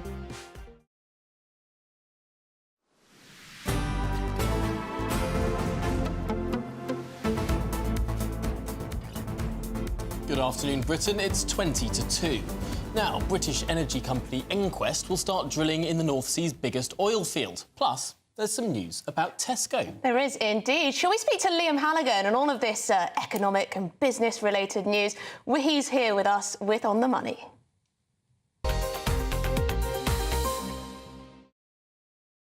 Liam, the high street, well, it's suiting Tesco quite nicely. Record profits, I believe, and also the highest market share for a while.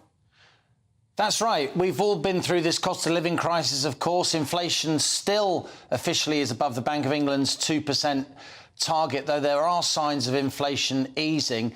Yeah, let's just have a look at Tesco's results before we go on to talk about the North Sea. Tesco, of course, is the biggest UK retailer by some way. It has held up its market share, even though some of the discounters like Aldi and Lidl have made hay during this cost of living crisis. Tesco's profits, they were 2.3 billion quid, serious money, £2,300 million during the year to February, and that's up from 882 million the previous year, an increase of around 160%. So profits way more than doubling in a single year.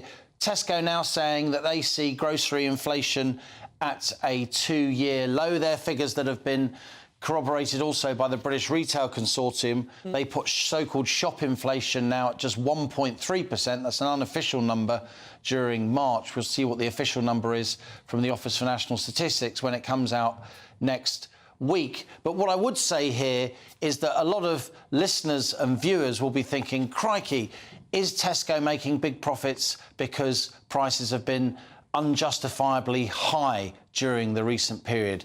Britain's biggest retailer denies that, of course, though I suspect a lot of GB News viewers and listeners will be very impatient now at the prices they're paying in supermarkets, and they'll be looking for price rises not just to slow down, but prices to actually fall in the months to come. We shall see. Liam, just quickly on the Tesco story before we move on to the oil and gas. Could this be because they were the first to get this club card? It's proven very popular indeed, bringing in the punters. Well, the Tesco Club Card, if you go to Harvard Business School and do a sort of management degree, the Tesco Club Card is a very long-standing example, sort of corporate success story. It was an innovation back in the day. It's been around for many, many years now. It's been mimicked across the world, and certainly it has really drawn the customers into Tesco. And as I say, this is a company that employs 330,000 people. It's an absolute runaway success, named after Tessa Cohen, of course, founded in Hackney in East London. I used to live right next door to the first ever Tesco. Tessa Cohen was the wife of the founder of this incredible retailer, and it's making huge amounts of cash. Wish I'd bought some shares in the old Tesco. Yeah, would have done quite nicely. It tried to expand into America, and that did not go well. It tried to open shops called Fresh and Easy with a very annoying and repetitive advert in 2013 or something, and that was not a success. But over here, my goodness. But Liam, we should move on to oil and gas. What on earth is going on in the North Sea?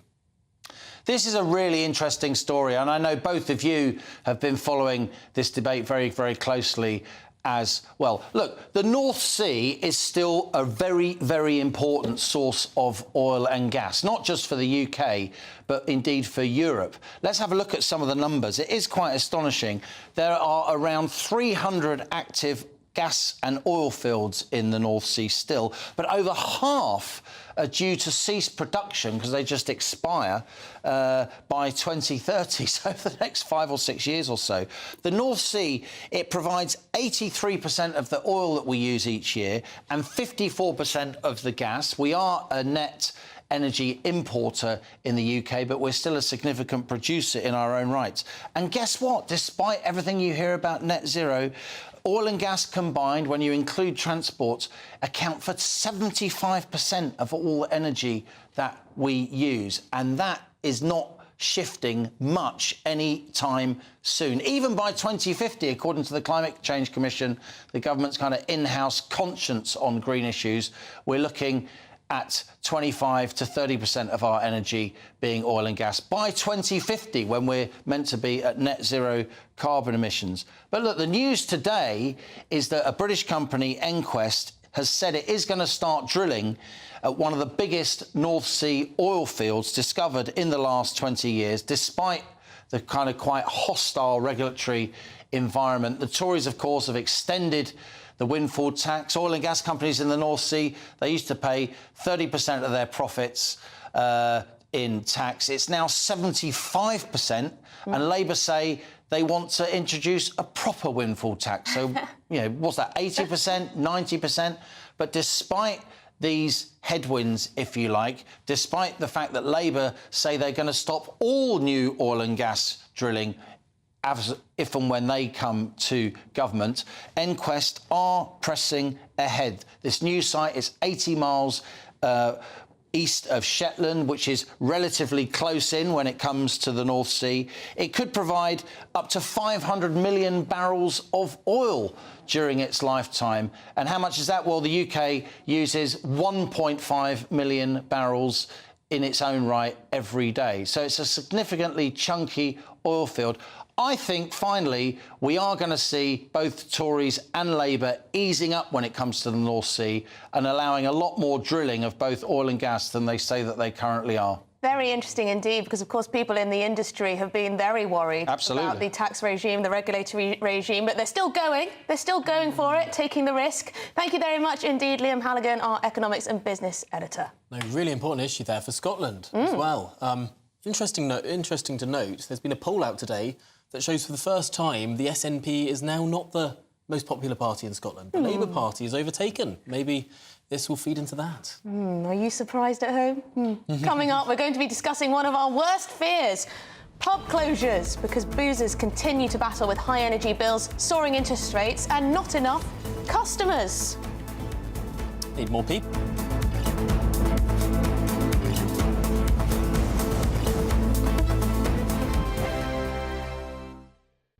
This is GB News, Britain's news channel.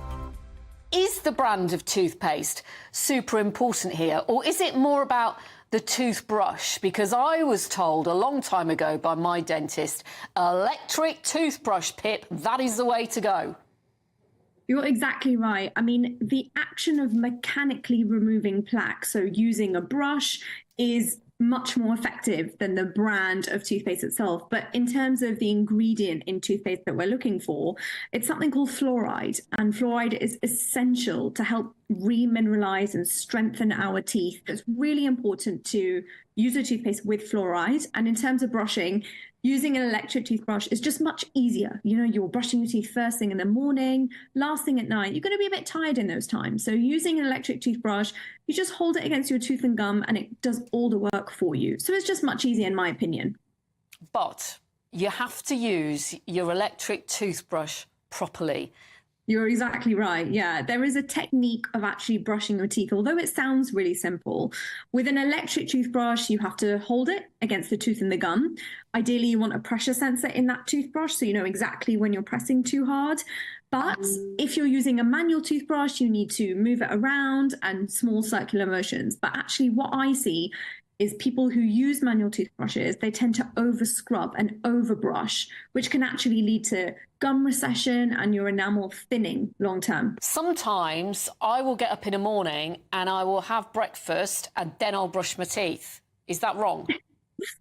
Unfortunately, that's wrong. So the best time to brush your teeth is first thing in the morning, as soon as you wake up. If you're brushing after you eat and after breakfast, you're brushing your teeth in that weakened acidic state. So your teeth are actually under attack and they're much more vulnerable. 2024, a battleground year. The year the nation decides. As the parties gear up their campaigns for the next general election. Who will be left standing when the British people make one of the biggest decisions of their lives? Who will rise? And who will fall? Let's find out together. For every moment, the highs, the lows, the twists and turns. We'll be with you for every step of this journey. In 2024, GB News is Britain's election channel. GB News is the home of free speech. We were created to champion it, and we deliver it day in, day out. Free speech allows us all to explore and debate openly the issues most important to us, our families, and of course, the British people. Having challenging conversations to enlighten each other. Which is why we hear all sides of the argument. We are the People's Channel. We will always stand by the freedom to express yourself. On TV, radio, and online. This is GB News, Britain's news channel.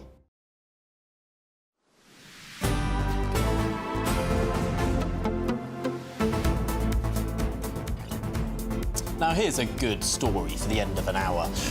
Britain's biggest pub company, Stonegate, might not survive past 2025 as it battles with debts of £2.3 billion. Really worrying stuff, this.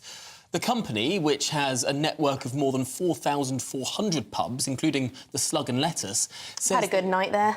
Have you? I actually haven't been for ages. It's probably all my fault. Oh, this was back in the day, you know, when I used to go out partying at the Slug and Lettuce. Do you still a good time. No, so they're an all right boozer, aren't they? But they haven't raised any money to finance their debt, sadly. And they're not alone. Hundreds more of our beloved boozers could be forced to shut this year as they battle with high energy bills, soaring interest rates, and the ongoing cost of living crisis, of course. So what can be done to save the great British pub? Joining us now from his pub in Kent is landlord of the Dog and Wingham, Mark Bridgen. Mark, thank you so much for joining us here. Pubs have been having quite a hard time of it lately, not least in the wake of COVID. First of all, how are you faring? How are you finding business? Yeah, good afternoon. There's no dressing it up. It's very, very challenging at the moment, and it's on all fronts. The cost of living crisis is affecting everybody because it's affecting our guests. So, less people are coming out. And I understand that. We're all feeling the strain of our shopping basket, fuel in the car, heating the home, and people with mortgages going up considerably. So I understand it. But yes, less people are coming through the doors. And the other challenge is that the pub's feeling all of these cost challenges. So even the guests that do come through the door, the margin that we can earn from them is nearly non-existent. Well, your pub is still open, so what are you doing right? We have a phenomenal product here, and as the business owner, it's a real irony. Our product has never been better. We're number 16 in the top 50 gastropubs in the UK. Oh, cool. I'm lucky that I regularly get to chat to you guys, which gives us profile. We garner national press.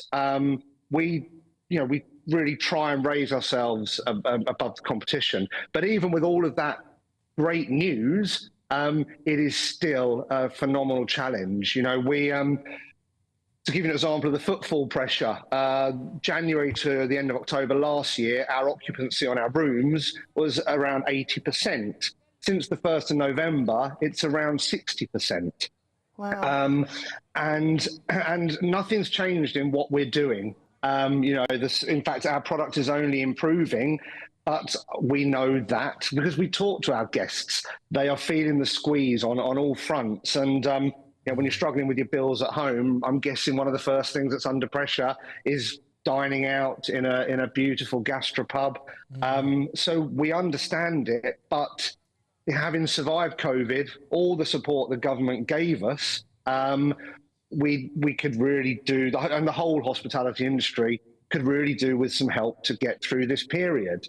I don't know why people are cutting down on going to the pub. The first thing I'd cut down was it would be on gym subscription. I was going to say sort of more fundamental things. I'd just ditch the car and go to the pub. But no, Mark Pridgeon, thank you so much for joining us. Really appreciate your thoughts on this really important issue. Really, the economy just needs to improve, doesn't it? Frankly. Yeah. And then people will have a bit more cash, feel like they've got a bit more cash. And I guess people who are there are spending less, so you might go for just a one course instead of your 3 courses. Anyway, should climate action trump national democracy? We'll be asking that after a short break.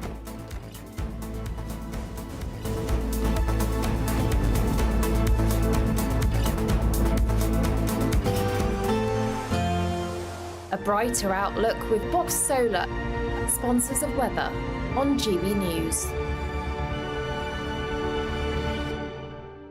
Good morning, welcome to your latest GB News weather update. It's going to be a fairly cloudy and mild afternoon for most areas after a brighter start to the day. We will see heavy rain continue to move in from the west. That's this weather front that's pushed across Northern Ireland, now moving into parts of Scotland and the southwest. So plenty of rain to come for many western and northern areas through the rest of the day. The rain's going to be particularly heavy across western areas of Scotland into parts of northwest England as well. Here there could be some travel disruption and there is a weather warning in force. Further south, the rain will push into parts of the Midlands, but the far southeast should stay away from much of the rain across parts of Sussex and Kent this afternoon. And it will start to dry up a little bit by the end of the day across the southwest, but it's going to stay very cloudy here through the night. Tonight it will be a very mild night, and we'll see that persistent rain start to sink southwards. So it will turn drier for parts of the northwest as this rain moves into the Midlands and into the south coast by tomorrow morning. And that will bring a lot of cloud to the south coast, so it's likely to be a fairly dull start to the day, but it is going to be a very mild start to the day. Those are the minimum temperatures for tonight. And there will be more in the way of drier and brighter weather on Thursday, particularly across the north and the east, where we'll see the best of the sunshine. It's going to feel quite warm in that sunshine. However, across the far south, this band of rain and cloud will linger through much of the day, particularly across the southwest, where there could be some drizzly outbreaks of rain into the afternoon. But in the sunshine, it's going to be feeling very warm with highs of 20 degrees. That that warm feeling inside. From boxed boilers, sponsors of weather on GB News.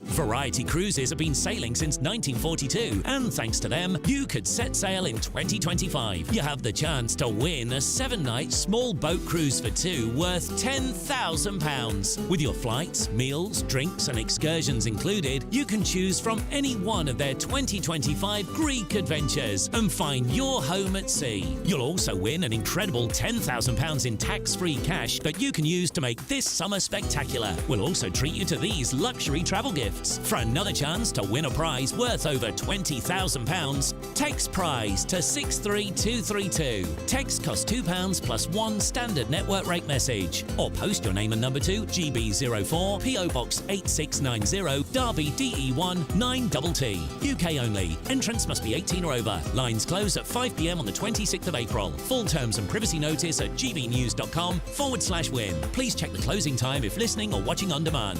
Good luck. Join me, Camilla Tominey, every Sunday at 9:30 when I'll be interviewing the key players in British politics and taking them to task. This report basically says that he's not fit to stand trial. With an upcoming election looming over Westminster, now is the time for clear, honest answers. I agree. And that's precisely what I'll get. Is he indecisive? Incompetent? That's the Camilla Tominey Show at 9:30 every Sunday on GB News, the People's Channel, Britain's election channel. I'm Michelle Dewberry, and I'm not here to tell you what to think. I'd much rather hear what you have to say. So send in your opinions to gbviews@gbnews.com. Keep them clean, and you never know, I might read them out. With my panel here on Jubes & Co, we debate, we get stuck into the issues of the day on a show where all views are welcome, especially yours. GB News, the People's Channel, Britain's news channel. I'm Patrick Christie's. Every weeknight from 9, I bring you 2 hours of unmissable, explosive debate and headline-grabbing interviews. What impact has that had? We got death threats and the bomb threat and so on. Our job is to do what's in the best interest of our country. You made my argument for me. My guests and I tackle the issues that really matter, with a sharp take on every story. I'm hearing it up and down the country. That was a beginning, not an end. Patrick Christie's tonight from 9 p.m. only on GB News, Britain's news channel. GB News is the home of free speech. We were created to champion it, and we deliver it day in, day out. Free speech allows us all to explore and debate openly the issues most important to us, our families, and of course, the British people. Having challenging conversations to enlighten each other. Which is why we hear all sides of the argument. We are the People's Channel. We will always stand by the freedom to express yourself. On TV, radio and online. This is GB News, Britain's news channel.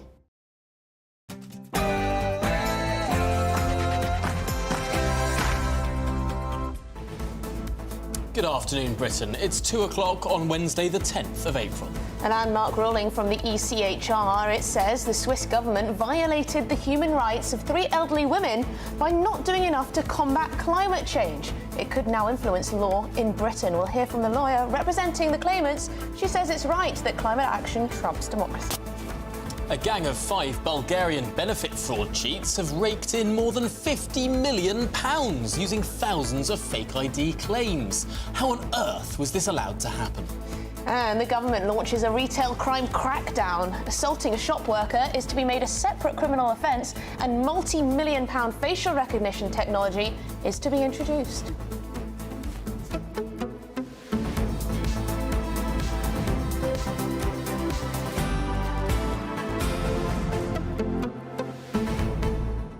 Now, one question that's come in on our gbnews.com/yoursay page is from Stephen Oakley, and I want to ask you this question, actually, Tom.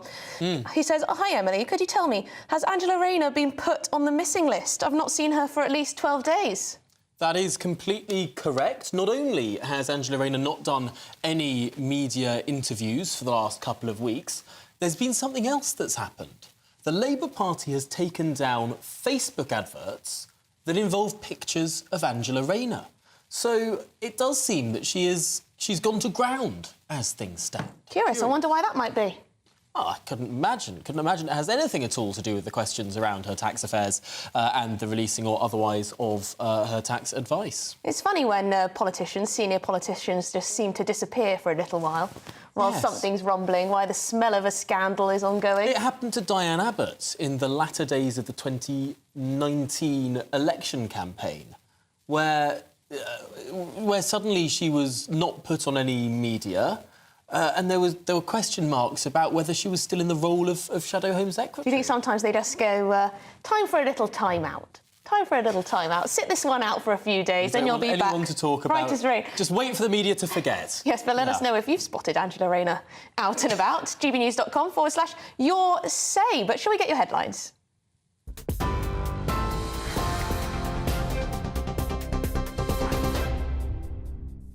Good afternoon, it's 2 minutes past 2. I'm Sophia Wensler in the GB Newsroom. Your top story this hour: children are being let down by remarkably weak evidence and toxic debate around gender. The CAS review calls for gender services for young people to match the standards of other NHS care. It says the toxicity of debate around gender meant professionals were afraid to openly discuss their views. The review also found no evidence that the use of blockers, which delay puberty in children, led to better mental health outcomes. The author of the report, Dr. Hilary Cass, spoke about the concerns for children's safety. Been very concerned about is the lack of an evidence base.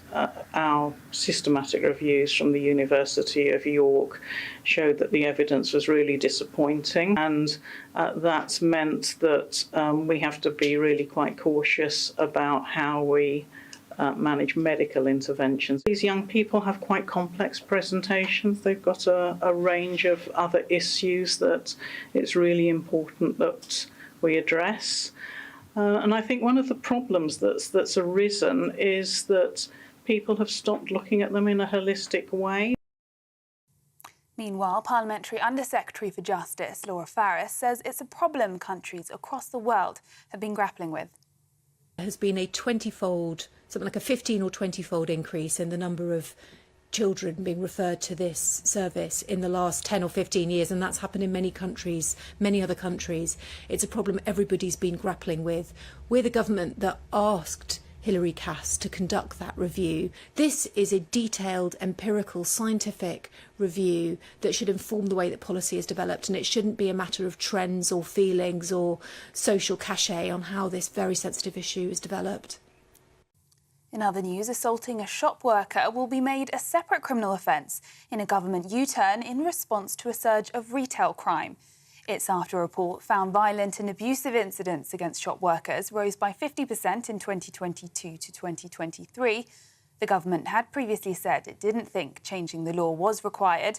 But today, Rishi Sunak has announced the government will be amending its criminal justice bill to bring in the new offence.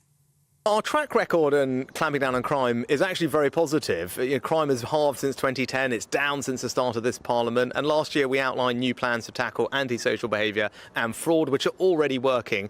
But I have been concerned by the rise in retail crime, as I'm sure many others are, either seeing it or on social media, which is why today we've announced a strong set of measures to clamp down on retail crime. That's about a new offence, a brand new offence for assaulting shop workers, using facial recognition technology to catch perpetrators with CCTV, but also greater use of electronic tagging of prolific shoplifters. It's been warmly welcomed by retailers and police that I've spoken to.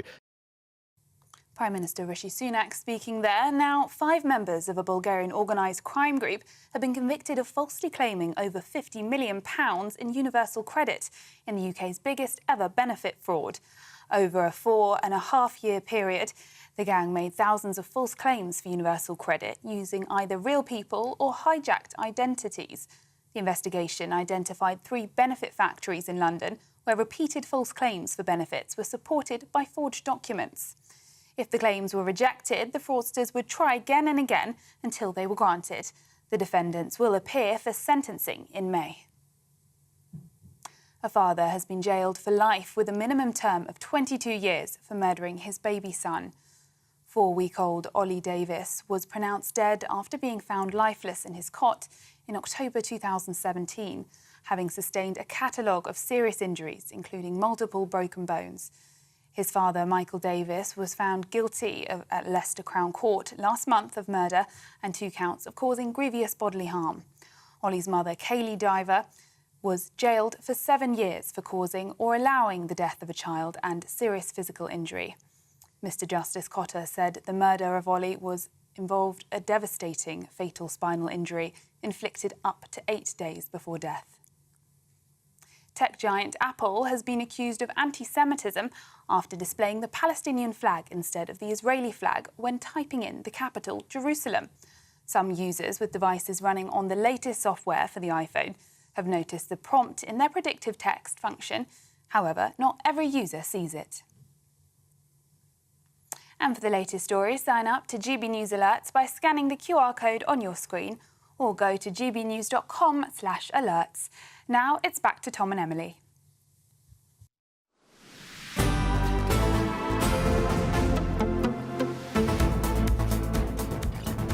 Now it's 2:07. Our top story this hour, a landmark ruling by the European Court of Human Rights says governments now have a duty to protect people from climate change. Well, it follows a case brought by a group of elderly Swiss women who argued Switzerland's government violated their human rights by failing to act quickly enough to address climate issues. Well, we've been looking into this case and we're particularly struck by the justification given by the lawyer who fought this very case. Let's take a listen. Well, in Switzerland, it's particularly problematic because they have referendums. And one of the defences run by the government was, we had a referendum on this and the people decided they didn't want it. And therefore, we've done our best, effectively. But this is something that comes up all the time in relation to human rights. It's the conflict between this idea of democracy as just what the people choose and democracy as entailing some fundamental and universal rights which matter irrespective of what the majority decides. It's this funny idea of democracy being just what people choose. Of course, that's not what democracy is. No, democracy isn't about people choosing. Democracy is about courts deciding what they're allowed to choose. Well, that was the case put forward anyway. It appeared to be successful at the ECHR. Let's get the view now of a barrister and writer. Stephen Barrett can join us. And Stephen, in your view, is it problematic, in the words of that KC who represented the elderly Swedish women, problematic that people voted in a referendum and got it the wrong way? So, Tom, you know that I am fully committed to law and the doing of law, and I do not like to do politics in public. So all I will say is that if you think democracy is problematic, then that is your personal political opinion. It is a view that has been expressed by a variety of tyrants throughout the century.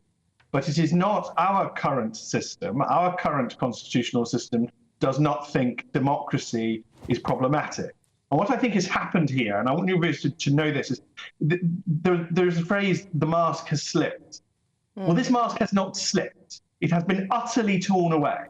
This is a nakedly political court which is trying to achieve political outcomes. And if you turn around and pretend that you're being a lawyer to me, and you say, oh, no, Steve, a document that we all wrote 70 years ago means that actually we can do this on climate change, then I'm afraid I consider you to be simply wrong. I mean, it is not in any way sustainable to hold that position. This is rubbish. They are, ever since they declared that document a living instrument, which is just posh, they have been doing politics via this office building in Strasbourg.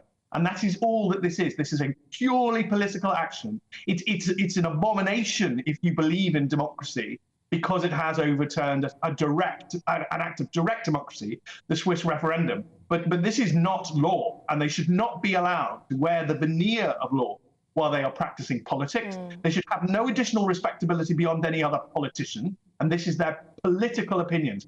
This court, as far as I'm concerned, has no legitimacy as a court. And Stephen, how important is this as a precedent? How important is this ruling as a precedent? And what impact could it have on our democracy here in the UK? Well, that is the problem. And a lot of the time, we have two problems with this court. One is that we don't recognise courts as political institutions. We have non-political courts. And our domestic courts work very, very, very hard. I don't know if you remember the Rwanda judgment, but the President of the Supreme Court went extremely delicately around the political issues, making it very clear he had no public political view on the plan and he was just applying the law. And that's what our courts do. So that's one major problem. The other problem is that a lot of the other members of this court can just ignore it. They don't have a system of precedent. They don't recognise its case law as binding. We unfortunately do. And that is why this political court is such a specific risk to us. You know, this judgment appears now to be binding upon our judges, who will, if they've got any, if they've got any commitment to the Constitution at all, they will be screaming about this because they will not want to be political, and yet this is going to force them to be political. I mean, it's been doing this for a number of years. That you highlight the particular problem for Britain here, and the details really matter in this, so thank you for setting it out. Is this why, in your view, the only British judge who was deciding on this at the ECHR wrote a dissenting opinion, did not follow the other judges, and instead say, no, this should not have been decided in the way that it was? Yes, and we should perhaps count our lucky stars that we have the judge that we have at the ECHR. I mean, it's quite funny because he's actually, I think he was born in Germany, is therefore a German national. But he's in our tradition. He's of our constitution and our law. And so he follows our principles and beliefs, and that's why he dissented and said, look, this is politics. Effectively, he says this is politics, not law. And he's quite damning. He says, you know, this may effectively destroy the court, which I think it very much may. The lawyer who brought this case was put forward by our judicial appointment system, and we might want to start asking questions about our judicial appointment system. We might want to do that. As a democracy, we can ask questions. It's not a question of our elites and masters. It's a question of us as voters being in charge. So we might want to ask questions, but our judicial appointments process put that Jessica Simon forward, along with the man who actually became our judge. And ironic, it was so irony, it was the ECHR that actually selected the judge that we got. But yes, it is fundamentally at odds with our tradition and our principles. It is nonsense. Stephen, how can we change our relationship with the ECHR without leaving it entirely? Other countries, as you say, have a different way of doing things. What could we do in order to make sure that national sovereignty is primary? We could alter the way that it operates here by repealing or amending the Human Rights Act so that we control the flow of its judgments into us. We are bound by treaty obligation to put into effect its judgments, but that's not the same as saying that they have to be binding legal precedent here forever. They can become one-offs. I mean, it would still remain a novelty, but that's one option if you didn't want to leave, but you just wanted to control it. Leaving is a perfectly valid option. I mean, I'd be very surprised now if the Swiss, with their long tradition of actual respect for democracy, don't start talking about leaving. And I think one of their leading parties already has started talking about leaving. It is a slightly, I mean, this all goes back to the philosophy of Plato. There is a belief that elite individuals are best at running things, that the little people don't know what they're doing, bless their little cotton socks, and that we need really philosopher princes to run everything. Every time humanity does that, we slide into a strongman dictatorship soon as mustard. You know, it's just a very slippery slope that we've been on for about 25 years since they politicised this court. And I think really now is the time to recognise it is political as a court. I'm afraid as an act of protest, I put the word court in inverted commas every time I tweet about this institution. I feel no shame for that. I respect all of our domestic courts because they're courts of law and not places of politics. This is the place of politics. It's your little protest. It's a form of protest, isn't it? Little quotation marks. Thank you, Stephen. We're going to have to leave it there, but as always, fantastic to get your perspective on this. Stephen Barrett, who is, of course, a barrister and a writer, so he knows his onions. Very interesting. Very interesting indeed. No, absolutely, and the way that it particularly affects Britain as well, I think will hit home with a lot of people, that we follow this case law. We're sticklers for these rules. And yet they're being made against sort of our tradition of neutral law, of law not playing politics. And he's absolutely right. The Swiss press are having a field day on this one, from what I've seen. Lots of very angry, furious people who do not like this as a precedent. But shall we move on? Yes, a Bulgarian organised crime gang fleeced taxpayers out of almost £54 million in what's being called Britain's biggest ever benefit fraud. Yes, well, prosecutors said the gang treated the benefit system like a cash machine to fund their own lavish lifestyles. The five, who operated from 3 fraud factories in London, made around 6,000 fraudulent universal credit claims between 2016 and 2021. So this all happened within the space of about 5 years. Now, they used the cash to buy things like expensive cars, fancy clothing and jewellery, of course. But just how was such a large-scale fraud ever allowed to happen? Let's get the thoughts now of Hamish Brown, MBE, a retired Scotland Yard detective inspector. Hamish, thank you for joining us this afternoon. This is the most extraordinary case. People hear about people cheating the benefit system in small ways, one way or the other, but £54 million. Yes, it's a bit more than extraordinary. It's absolutely disgraceful. And let's not forget, this is hard-earned taxpayers' money, which has been dishonestly stolen. And they have managed to achieve this. Yes, it's a fraud. It's a scam in many ways, but it's identity theft. It's getting people's identities, using them. It is straightforward forgery by getting documents, making up references, making up all sorts of valuable securities, all sorts of documents to present to people, to con them, and they've managed to get away with it. And it's utterly appalling this has been allowed to happen. Yeah. Huge amounts of money. Now, I was thinking of the way forward. How can we just stop this happening again? And looking at various documents, I am aware that the DWP, and to be fair to them, they did jump on this when they saw the same claimants coming up. So at least there was some intervention. But they're going to have additional powers, as I understand. And furthermore, there's going to be a long-term strategy. And I understand that probably nearly £2 billion worth of funds have been prevented from being stolen. So that's a step in the right direction, but it might be a little bit late on this one. On the praise side, well done to Metropolitan Police for what they did.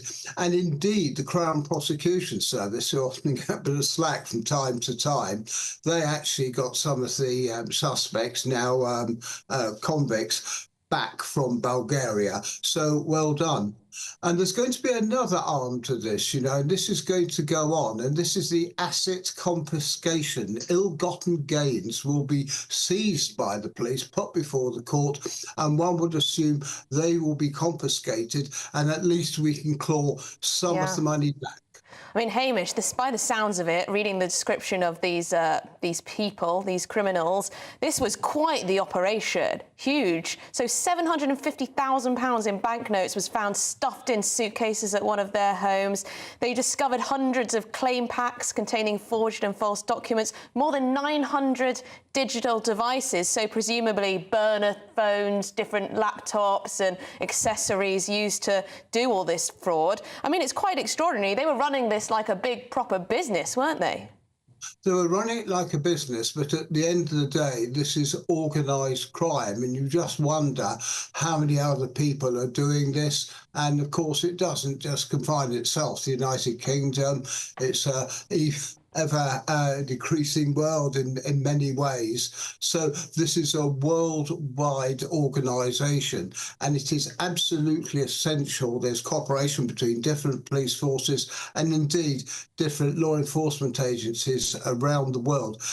This is never a victimless crime. It is hard-earned taxpayers' money, and it is absolutely essential the DWP have those powers. There is that strategy, and really we want to see results. One, if it's been prevented, if people try this, they're going to be caught and they're going to prison for a long time. Well, let's hope they throw away the key. Hamish Brown, MBE, retired Scotland Yard detective inspector, of course. Thank you very much for your thoughts on that shocking story. Yeah, they had a few fun years on our dime. on our pennies, our pounds, our farthings, our millions, and, you know, the law's caught up with them. So good on the police for finding them, investigating this and getting them in jail. I mean, there is a question over whether we should have extradited the two who ran off to Bulgaria and take them back to face justice here. But I can see both sides of that. You'd think they could afford a bit of a glow up, really. £54 million. Look at those 5 ugly mugs.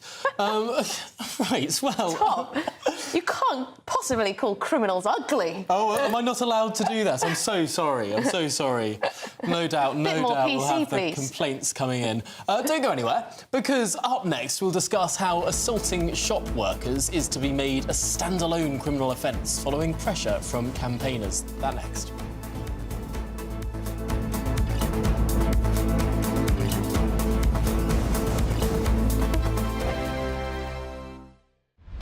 Britain's newsroom, weekday mornings from 9:30. It's a remarkable story, isn't it? Amazing. Extraordinary. And also, she was unflappable, apparently, the Princess Royal. She's just brilliant. refused to get out of the car and said, I'm not going anywhere. Extraordinary. Well, Jim Beaton was awarded the George Cross for protecting the Princess, and delighted to say joins us now, along with the former head of Royalty Protection, Di Davis. Jim, you won't remember, but I met you some time ago at the Imperial War Museum when Princess Anne was opening an exhibition to do with the George Cross, and you were there reunited with her. And you told me then what great admiration you had for the Princess, cool under fire, but you didn't do so badly yourself. It was probably my job. And also, I had a wee bit of police training, not very much, but a little bit, whereas Princess Anne had nothing. And yet, the way she displayed it, you would have thought she'd been highly trained to deal with any type of that situation. Even though you'd had some training, you took 3 bullets for the Princess. You effectively stood between her and a deranged gunman. Well, I was supposed to be a protection officer, really, so I just tried to fuddle about. You must remember that back in 1974, there was no communication, and we were extremely lucky that Michael Hills, who was outside Clarence House and nearby, had got one of the fast police radios, or radios on his shoulder, so he was able to send a message out.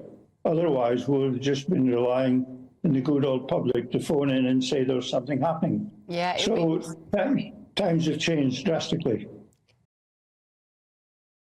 Your weekend starts here with Friday Night Live with me, Mark Dolan, 8 till 9 on GB News. Big stories, big guests and big laughs as we get you ready for a cracking weekend. That's Friday Night Live with Mark Dolan. Fridays 8 till 9 on GB News. Bring your own drinks. The admission's free. In the GB newsroom, we bring you the news as it happens. With our team of dedicated journalists across the UK, GB News brings you accurate reporting of the day's topical agenda.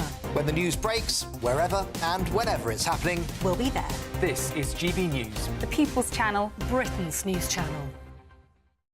I'm Andrew Doyle. Join me at 7 o'clock every Sunday night for Free Speech Nation, the show where I tackle the week's biggest stories in politics and current affairs with the help of my 2 comedian panellists and a variety of special guests. Free Speech Nation, Sunday nights from 7 on GB News, the People's Channel, Britain's news channel.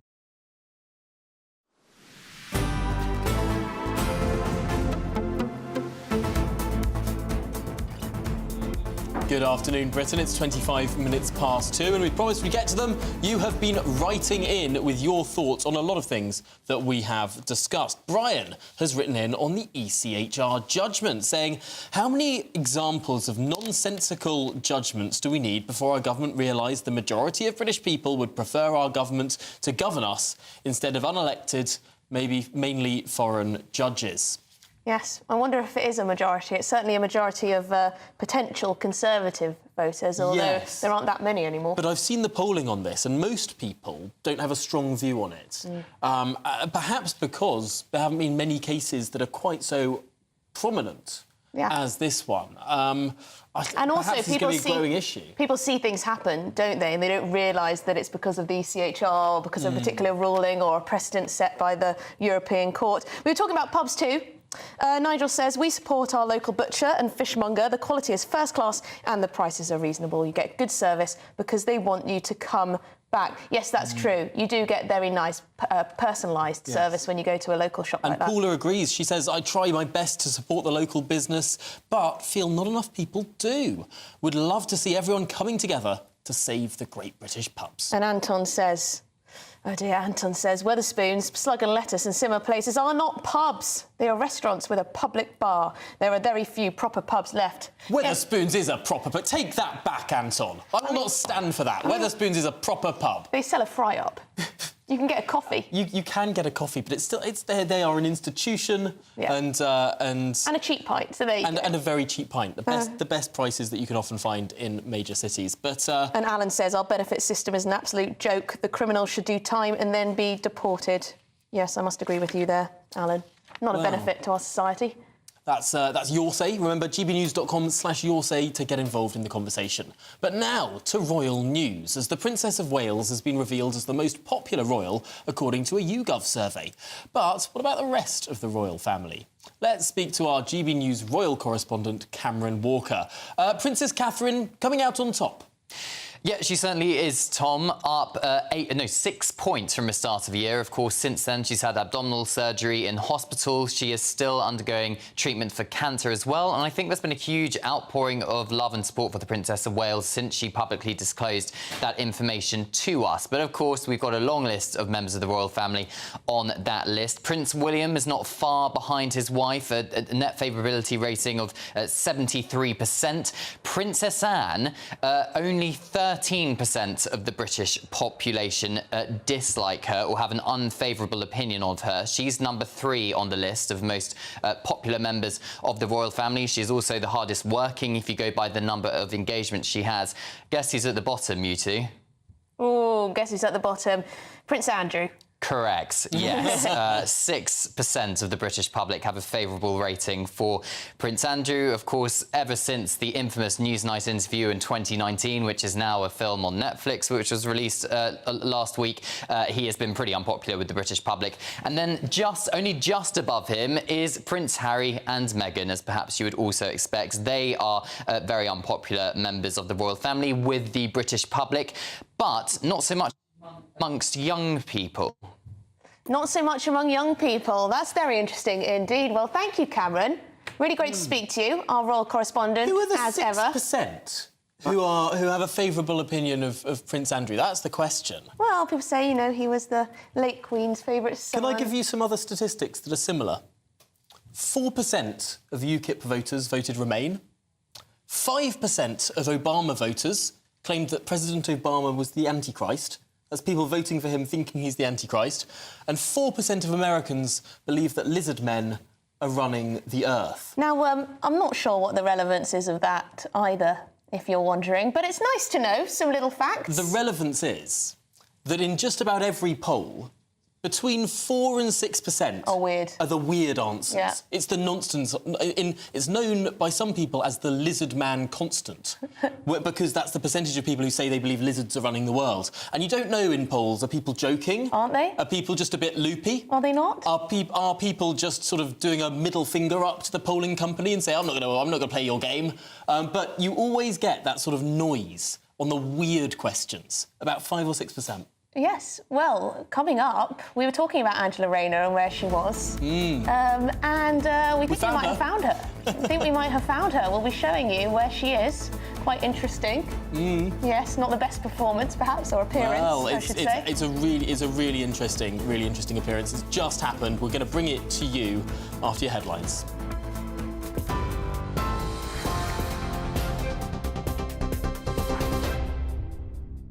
It's 2:30. I'm Sophia Wensler in the GB Newsroom. Your headlines. Children are being let down by remarkably weak evidence and toxic debate around gender. The Cass Review calls for gender services for young people to match the standards of other NHS care.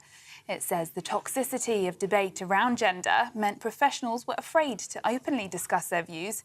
The review also found no evidence that the use of blockers, which delay puberty in children, led to better mental health outcomes.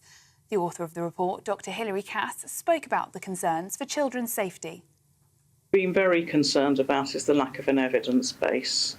Our systematic reviews from the University of York showed that the evidence was really disappointing, and that's meant that we have to be really quite cautious about how we manage medical interventions. These young people have quite complex presentations. They've got a range of other issues that it's really important that we address. And I think one of the problems that's arisen is that people have stopped looking at them in a holistic way. Assaulting a shop worker will be made a separate criminal offence in a government U-turn in response to a surge of retail crime. It's after a report found violent and abusive incidents against shop workers rose by 50% in 2022 to 2023. The government previously said it did not think a law change was required, but today Rishi Sunak has announced the government would be amending its criminal justice bill to bring in the new offence. And tech giant Apple has been accused of anti-Semitism after displaying the Palestinian flag instead of the Israeli flag when typing in the capital, Jerusalem. Some users with devices running on the latest software for the iPhone have noticed the prompt in their predictive text function. However, not every user sees it. And for the latest stories, sign up to GB News Alerts by scanning the QR code on your screen or go to gbnews.com/alerts.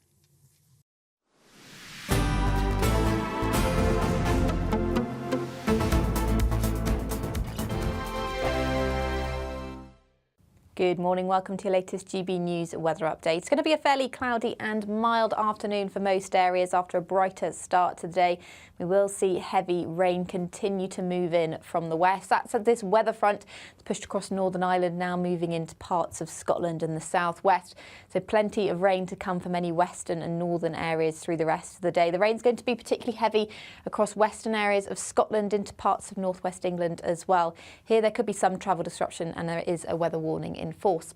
Further south, the rain will push into parts of the Midlands, but the far southeast should stay away from much of the rain across parts of Sussex and Kent this afternoon. And it will start to dry up a little bit by the end of the day across the southwest, but it's going to stay very cloudy here through the night. Tonight it will be a very mild night, and we'll see that persistent rain start to sink southwards. So it will turn drier for parts of the northwest as this rain moves into the Midlands and into the south coast by tomorrow morning. And that will bring a lot of cloud to the south coast, so it's likely to be a fairly dull start to the day, but it is going to be a very mild start to the day. Those are the minimum temperatures for tonight. And there will be more in the way of drier and brighter weather on Thursday, particularly across the north and the east, where we'll see the best of the sunshine. It's going to feel quite warm in that sunshine. However, across the far south, this band of rain and cloud will linger through much of the day, particularly across the southwest, where there could be some drizzly outbreaks of rain into the afternoon. But in the sunshine, it's going to be feeling very warm with highs of 20 degrees. The latest GB News travel. Good afternoon, I'm Jules Buckley. Let's go to Warwickshire. Firstly, then, northbound M6, just between the Cawley surfaces and the M6 toll at 3A. The inside lane's combed off. A broken down van is causing queues on the cameras. Still congestion in Somerset, northbound M5, following an earlier bump. Clevedon up to Portishead, 20 to 19, struggling. Westbound M4, then in Berkshire, there's a breakdown. Chieveley to Hungerford, 13 to 14, a lane shut. 3 lanes closed southbound down the M1. Redbourne at 9, down to Hemel Hempstead at 8. Delays there for vehicle fire traffic starting to build.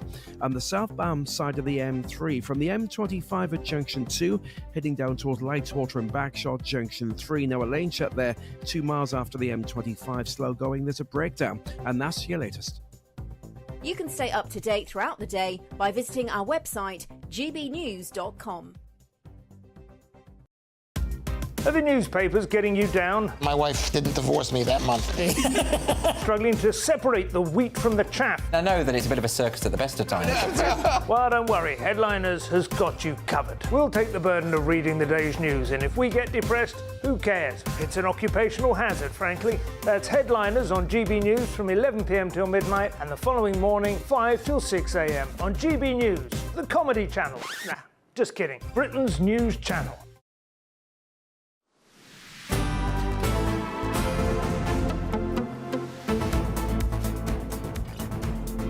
Good afternoon, Britain. It's 35 minutes past 2. Now, assaulting shop workers will be made into a standalone criminal offence following pressures from campaigners. Yes, ministers had previously ruled out calls to create a new offence, claiming it would not be effective. They've changed their tune. Well, the new offence will carry a maximum sentence of 6 months in prison. Well, GB News political editor Christopher Hope joins us now. Christopher, tell me, what's changed in the government's mind? Why are they choosing now to make this a specific criminal offence? Hi, Tom. Hi, Emily. That's right. I'm in Horsham High Street. It's leafy home counties here, but you might be surprised to know this area has got a high number of reported shoplifting offences, and that's why there's a new idea called DISC here, which they're trialling with the local police. And they are all these, there's like an open WhatsApp group with all these different shops have got a number, they call it, they ring it in with real-time information about shoplifters. And the idea is the police then act almost before these crimes take place, before they actually, any shoplifting takes place. This comes as the government's announced today plans to jail people who assault shop workers. Here's what the PM, Rishi Sunak, had to say earlier. Announced a strong set of measures to clamp down on retail crime. That's about a new offence, a brand new offence for assaulting shop workers, using facial recognition technology to catch perpetrators with CCTV, but also greater use of electronic tagging of prolific shoplifters. It's been warmly welcomed by retailers and police that I've spoken to today, and crucially will demonstrate to our shop workers that we've got their back, and also that we will do what it takes to keep our streets and our communities safe. That's what everybody wants. That's what we'll deliver. But the prisons are full. We're in the midst of building the biggest prison expansion programme in many decades, in fact, actually. Thousands and thousands of new places. We're also increasing sentencing for the most violent criminals, ending the automatic halfway release point, because those are the right things to do, because the most violent offenders should be sent to jail for longer. That's what we're delivering. By the way, all opposed by the Labour Party when we pass those laws. That's the PM, Rishi Sunak, making clear that if you assault a shop worker, you'll get jailed, or at least sentenced to jail, for at least 6 months. Of course, the government policy is not to lock anyone up for less than a year at the moment, so we'll see how that one plays out. But certainly a crackdown, Tom and Emily, on shop crime that's been overlooked for too long by police with lots of people. And now there's a new idea starting in Horsham where we're seeing lots of crime being reported, and the idea is it cracks down on shoplifters. Yes, it's an interesting policy from the Conservative Party because, of course, it's a massive issue for so many places. But, Chris, we were talking earlier on the programme, Emily and I were talking about where on earth Angela Rayner is. It's been 2 weeks since she's been seen. And lo and behold, she's now out and about up in Teesside. That's right. Angela Rayner, deputy leader of the Labour Party, under pressure about the alleged sale of a second home, whether or not she made any capital gains tax liability off that, and did she pay it or not, and also whether was she registered to vote at an address she wasn't living at. She has appeared, and there's been protesters. We don't know who they are. They are possibly Conservative protesters wearing tax inspector masks. But of course, we heard, didn't we, yesterday from Rachel Reeves. She spoke to GB News in Manchester about the idea of getting people to pay their tax and why aren't they doing it? Well, maybe that's a jibe at the attempt by Rachel Reeves to shut down on the so-called tax gap, save $5 billion a year by 2029. Well, maybe the Tories are asking by what they're doing today, if it is them, maybe they're saying, well, why can't Angela Rayner, if she owes tax, pay it? Now, of course, Angela Rayner makes clear she's had advice, no tax is due, nothing wrong here, and Sir Keir Starmer has accepted that.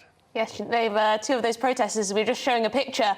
They've got a banner, they've got the high-vis on with tax inspector on the backs, which I guess is quite amusing. And it seems that she ran into a pub to avoid them, which is, I guess, at least keeping up with her image of a woman of the people. But Christopher Hope, thank you very much for joining us there, talking through those two issues. Really interesting. We were just saying, you know, where on earth is Angela Rayner? And then suddenly, lo and behold... Up she pops. Up she pops, but also those protesters. Tax dodger, question mark. Yes, she's often got protesters following her. I mean, we've seen lots of shots of pro-Palestine protesters heckling her, and now it's about the tax dodging potential. So the evidence, but we're going to move on, because the evidence supporting gender treatments for children is remarkably weak. That's according to a major new review. The Cass report recommends holistic and personal care for children over hormone treatments and puberty blockers. Well, the Prime Minister has said that findings for the show, the findings show a need for extreme caution regarding children's gender care. Well, let's get the opinion of writer and commentator Charlie Bentley-Astor. Charlie, thank you very much for joining us. Now, as I understand it, as I remember, we've spoken before. Now, you, as a teenager, I believe, or a young woman at least, weren't sure whether you were in the right body. You were confused over your gender. How did the response from the NHS... How did the NHS deal with you?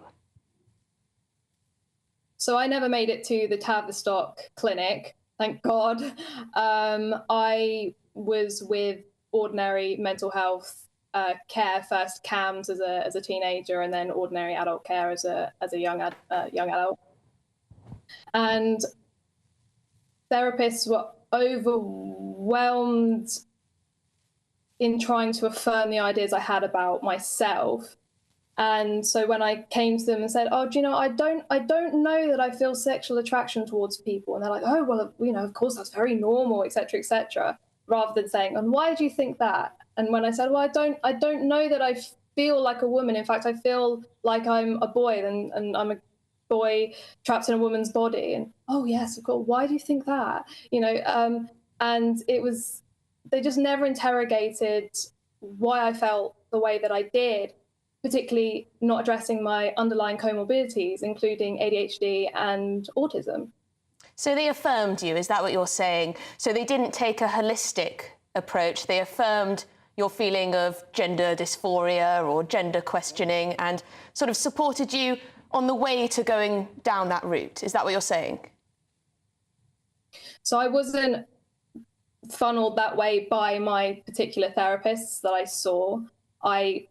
Because I spent a lot of time on the internet sites like Tumblr, which were big at the time, activists on there and fellow sort of transitioners and questioners at the time would advise you, go to your GP and say this, this and this. And obviously what this report has shown that a lot of ideology has gone into the increase in particularly young girls identifying as trans and seeking this kind of gender services to get cross-sex hormones and surgeries and puberty blockers.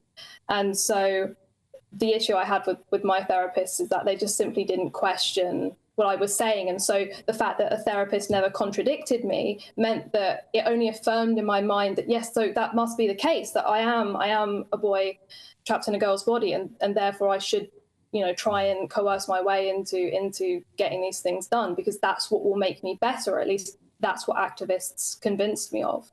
So what made it be the case that you sort of snapped out of thinking that way? Because clearly you didn't make it to the gender clinic side of things. Was it you who prevented that journey, or was there an intervention? So it happened during COVID. And so just before COVID happened, I was sat in my GP's office asking for a referral to a gender clinic because I wanted surgery. Luckily, that GP said no, and I was so embarrassed. It sort of took me a couple months to work up the confidence again to go and see a GP, but then COVID hit. I spent a lot of time sitting at home on the internet, as most people did, and came across Jordan Peterson, who talked about telling the truth, and he kind of taught me self-interrogation skills.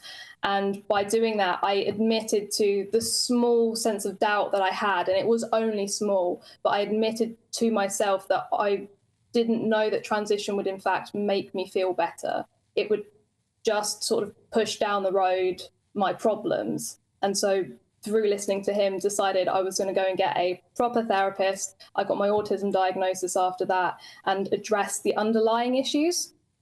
And once I dealt with the underlying issues, identifying as trans was a symptom rather than the problem in and of itself. It wasn't that I had this incongruity, I had all these other problems.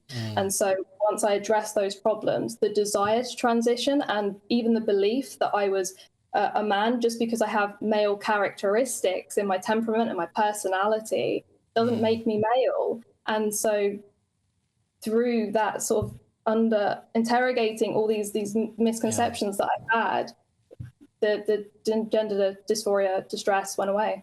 And that seems to be true of quite a lot of autistic children. Autism and male traits overlap to a large degree. Well, Charlie Bentley-Astor, really thank you for sharing your story there. Really interesting stuff. Appreciate Yes, thank you very much indeed. Well, in just a moment, we're going to be discussing the latest iPhone update. And why on earth would we be discussing an iPhone update? Well, the keyboard prompt now shows the Palestine flag if you type in Jerusalem. Now, is this just a mistake? Or is it some kind of act of protest from Apple? Really interesting stuff. We'll show you the details after this.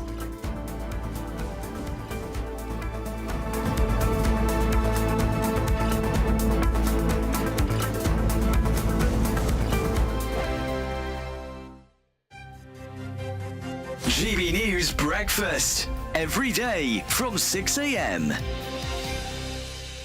I don't think you can go and watch a Shakespeare play unless you already know it. It's almost like you have to understand the story and the characters and perhaps have even done a bit of reading into it. Because if you went completely blind, especially in today's world where we don't speak in that kind of way, it is, I think, probably a bit alienating. But Dawn is saying it is alienating at the moment because of the lack of representation. You know, the actual phrasing they use, right, OK, the disproportionate representation propagated white, able-bodied, heterosexual, cisgender male narratives.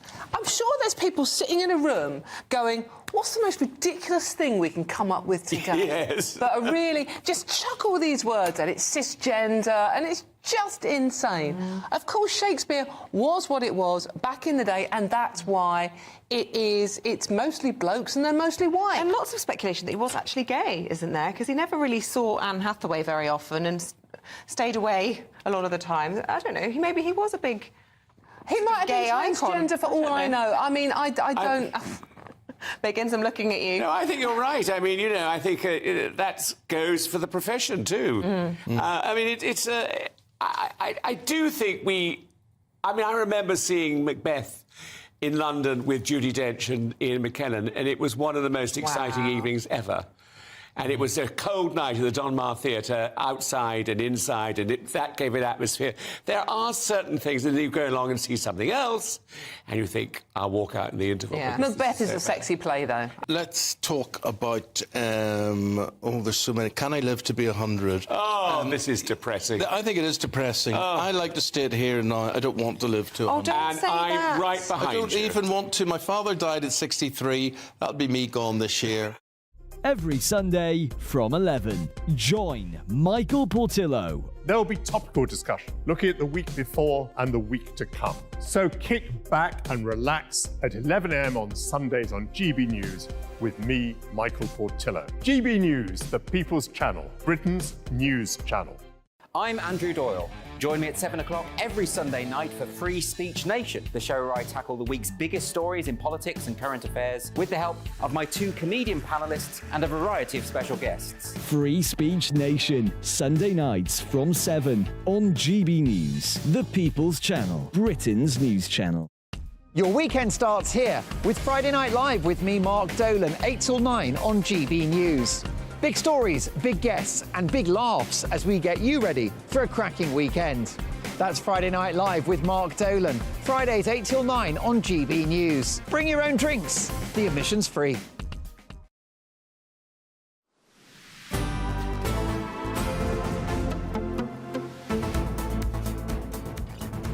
Where's Angela Rayner? Well, we found her. We found her. We have. Angela Rayner, the deputy leader of the Labour Party, has been hit by tax protesters during a campaign event in Teesside. Now, activists wore high-visibility tax inspector vests while holding a giant sign that said, Angela Rayner, well, asked the question, Angela Rayner, tax dodger, with a big question mark at the end of it there. You can see it. Angela Rayner scurrying into a pub and that Angela Rayner tax dodger banner following her. Now, of course, Angela Rayner denies any wrongdoing at all, and Keir Starmer is very much supporting her, backing her, so are the rest of the team, saying she's done nothing wrong and that they trust her. But there you go, a little bit of protest, because a lot of people were wondering where she was. They were, and this is a relatively rare now campaign appearance. The last 2 weeks, I think, we haven't seen her. Well, there you go. I'm glad we could let you know where she is. Yes. There'll be a regular section on this programme. Rayner Watch. No, it won't. Well, Apple, the technology company, the technology behemoth, are being accused of anti-Semitism after displaying the Palestinian flag instead of the Israeli flag, or, indeed, instead of both of them, when typing in the word Jerusalem on the iPhone keyboard. Yes, there you go, Jerusalem, little emoji, Palestinian flag. Well, users with devices running on the latest software update for the iPhone have noticed the flag prompt in their predictive text function, although some users have reported not seeing it at all. Well, perhaps they haven't done the update. Well, let's speak with GB News reporter Charlie Peters for more on this. Charlie... Oh, sorry about that. Did you want to take this, Emily? Yes, Charlie, what's going on and what's the reaction been?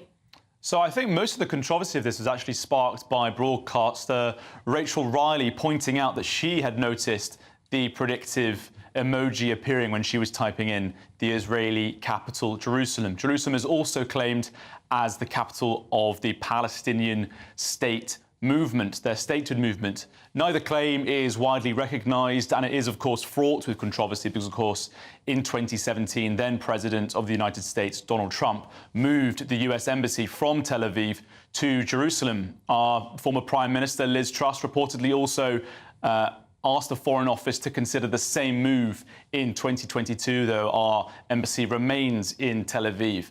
But the idea that this emoji should appear when Jerusalem is typed in has attracted that concern because the same emoji response does not appear with other capital cities. Well, earlier today, I spoke to the good people of West London to see what they thought about the emoji. It's a good move, to be honest, actually, because Jerusalem should have the flag of Palestine only, no other flags, because Jerusalem is the capital of Palestine. That's it. Do you think that the Palestinian emoji should appear when you type in Jerusalem because it's the capital of Israel? I think they both should appear. I mean, because I think Jerusalem it belongs to both faiths, so I think both of them should be up there. So if there's a way that the Palestinian and the Israeli flags could go up there, that'd be brilliant. Rachel Riley, the former Countdown host, has said this is an example of anti-Semitism. Are you concerned about the Palestinian emoji appearing when you type in Jerusalem? I wasn't aware of it, I'm afraid. Yeah. But I generally like Rachel Riley. Well, in Rachel Riley's complaint to Apple's CEO, Tim Cook, she said that double standards with respect to Israel is a form of anti-Semitism, which is itself a form of racism against Jewish people. And she asked the CEO, please explain whether this is an intentional act by your company or whether you have no control over rogue programmers. Well, that's quite the challenge there. I know we've reached out to Apple and they haven't yet got back to us. But, Charlie, thank you very much for bringing us that confusing and slightly interesting story there. I mean, such a big business, it probably takes a while to find the answer when something like this happens. All the cogs. Yes, they could blame AI. Who knows? Well, thank you very much, Charlie. And that is all from us today. Thank you for watching. But do not worry, because the Martin Dobney is up next and he joins us now. Martin, what is coming up on your show? Yeah, there is only one of me, thankfully. Well, the European Union is revolting. We are just over an hour away from an historic vote that could tear the EU bloc apart on asylum and immigration, deemed too tough by the Liberals, too soft by the political right. Macron frantically trying to get this bill through because it will spell chaos in the European elections. We'll be live from Brussels for that vote. We can't deport Afghan sex offenders in case they face a mob in their own country. 61% are not even getting sent out of the country. What about the human rights of Brits? Benefits frauds, £54 million today. One Bulgarian gang, the tip of an £8 billion black hole. Plus, could the wettest spring on record mean no harvest this year? No crops, no food. That's all coming in after your weather forecast. Hopefully, no more rain. A brighter outlook with Box Solar, sponsors of weather on GB News. Good morning. Welcome to your latest GB News weather update. It's going to be a fairly cloudy and mild afternoon for most areas after a brighter start to the day. We will see heavy rain continue to move in from the west. That's at this weather front. It's pushed across Northern Ireland, now moving into parts of Scotland and the southwest. So plenty of rain to come for many western and northern areas through the rest of the day. The rain's going to be particularly heavy across western areas of Scotland into parts of northwest England as well. Here there could be some travel disruption and there is a weather warning in force.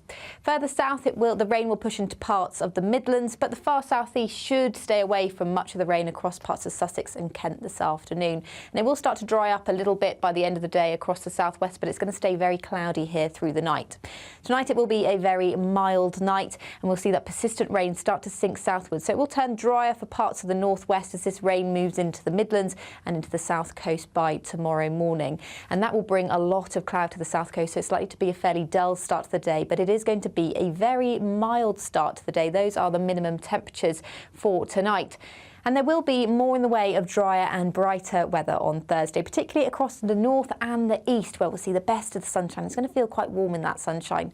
However, across the far south, this band of rain and cloud will linger through much of the day, particularly across the southwest, where there could be some drizzly outbreaks of rain into the afternoon. But in the sunshine, it's going to be feeling very warm with highs of 20 degrees. That warm feeling inside from Boxed Boilers, sponsors of weather on GB News.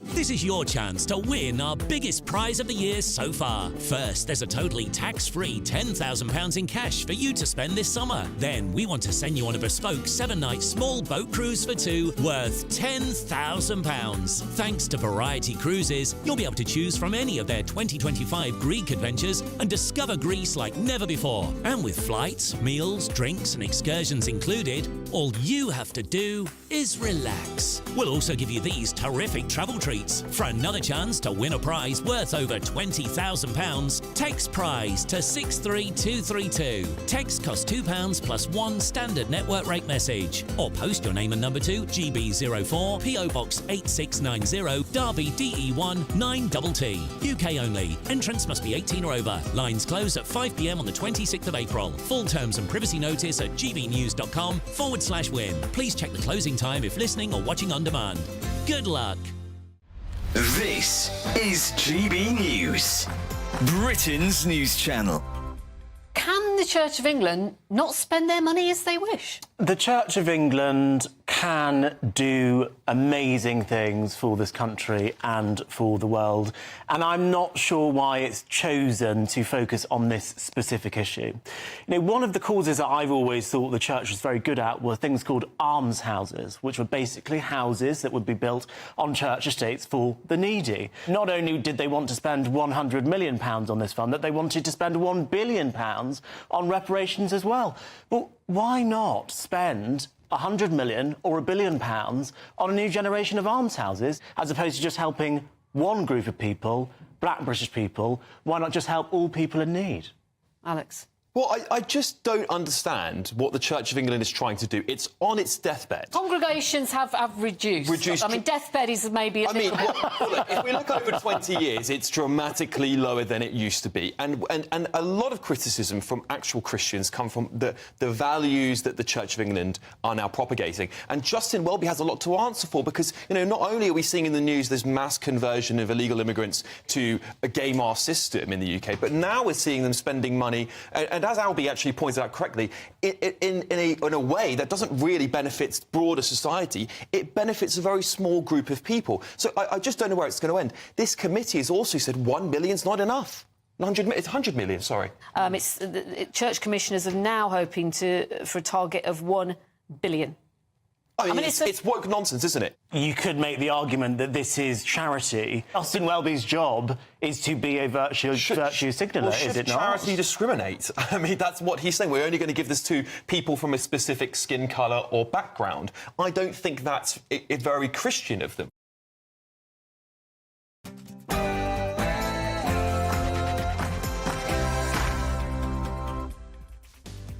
A very good afternoon to you. It's 3 p.m. and welcome to the Martin Daubney Show on GB News, and we're broadcasting live from the heart of Westminster all across the UK. Coming up on today's show, lawless Britain. The Prime Minister unveils tough new penalties on those who commit crime on Britain's beleaguered high streets. Assaulting a retail worker will now be made a standalone criminal offence, as well as banning offenders from certain shops. But is the government admitting they've lost control of our high streets? And next, there's a damning report into NHS trans treatment for children, and it finds remarkably weak evidence for prescribing puberty blockers to children who are being let down by a toxic debate around gender. And EU Asylum Pact. It's today a huge crunch vote, 9 years in the making, as the European Union votes on an agreement to share the burden of accepting refugees. But could rogue MEPs sink the plan? That is going to be one to watch. We'll be live for that. And the Bulgarian benefit fraud gang, which has fleeced the taxpayers of more than 54 million quid. Well, it's said to be the UK's biggest ever benefits fraud. But is that just the tip of a £9 billion a year black hole? And that's all coming in your next hour.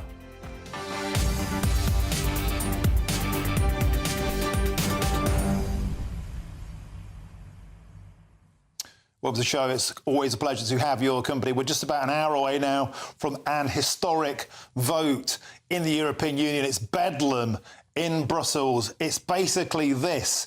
The political right want tougher rules on to get asylum seekers deported if they arrive in the European bloc illegally. They also want that to go down to 12 weeks. But the political left want to share the asylum seekers across the bloc. That's going down very badly with some member states like Italy and Greece. They think they are taking way too many. But Poland is saying, well, we've got enough. We don't want any more. Emmanuel Macron frantically ringing around trying to get members to abstain on this vote.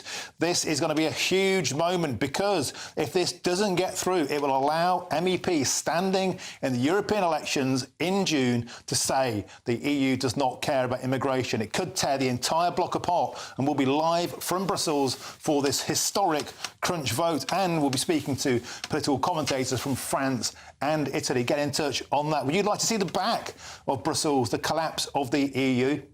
Let me know, and there's a new way to get in touch with us now. Send your views and post your comments by visiting gbnews.com/your say. Get in touch, please. Don't be shy. Before that, it's time for your latest news headlines with Sophia Wensler.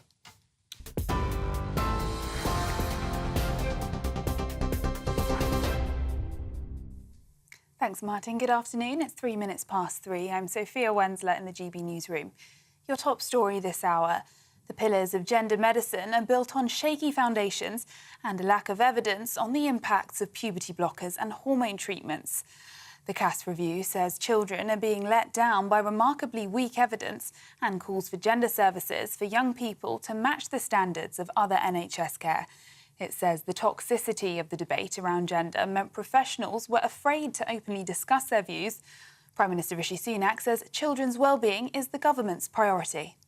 Of course, we must treat children who are questioning their gender with compassion and sensitivity, but we have to recognise that we need to move with extreme caution in these areas because we just simply don't know the long-term impacts of what this all means, and children's well-being is uppermost in our mind, and that's why we've acted on the interim findings previously, whether that's the NHS banning the routine use of puberty blockers or indeed the guidance that we gave to schools about how to treat these issues. Assaulting a shop worker will be made a separate criminal offence in a government U-turn in response to a surge of retail crime.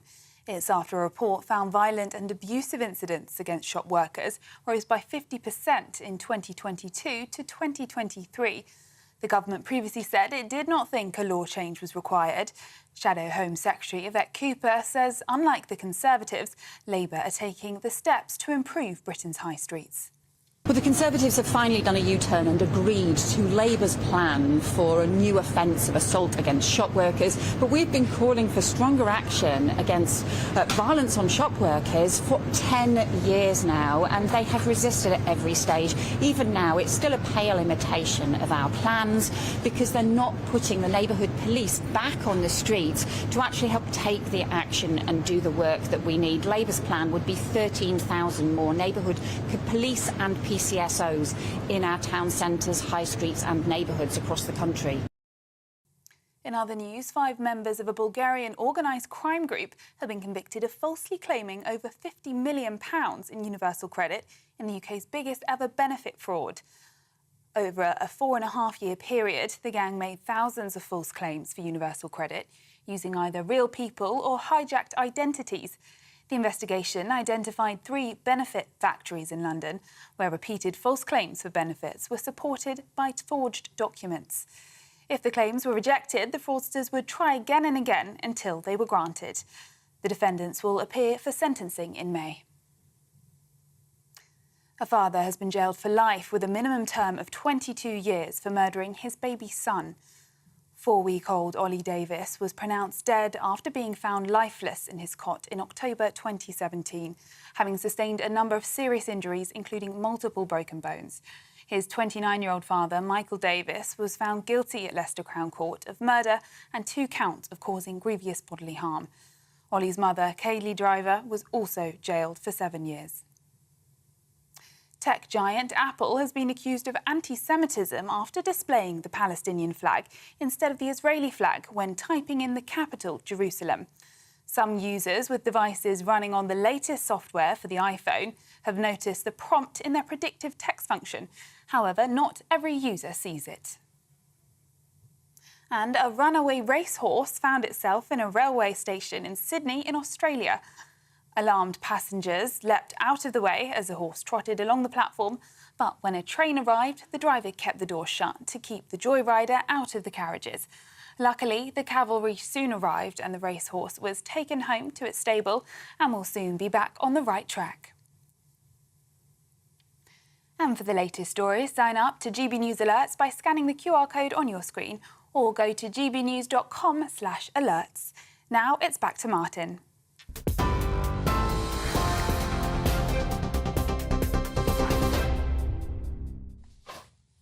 Thank you, Sophia. Now we've got a ton to get stuck into, so let's get cracking. And starting with this, assaulting shop workers will be made into a standalone criminal offence following pressures from campaigners. And ministers have previously ruled out calls to create a new offence, claiming that it would not be effective. Well, the new offence will carry a maximum sentence of 6 months in prison. And Prime Minister Rishi Sunak hopes this new action will crack down on retail crime and protect UK's high streets. But Labour are claiming that it's a poor imitation of their new 5-point plan for the high street. Well, they would say that, wouldn't they? Well, I'm joined in the studio now by Conservative Party Deputy Chairman Matt Vickers. Matt, welcome to the show. Hi. So many of us see with our own eyes, you know, the decline in standards between customers and shop workers, treating them with disdain, walking out. Feels like shoplifting is basically de facto being decriminalised, bedlam in the shops, and the poor workers are bearing the brunt. This is long overdue. Yep, it very much is. So when you look at what's going on, since 2010, violent crime is down 51%, neighbourhood crime down 48%, but retail crime is going the opposite way. There were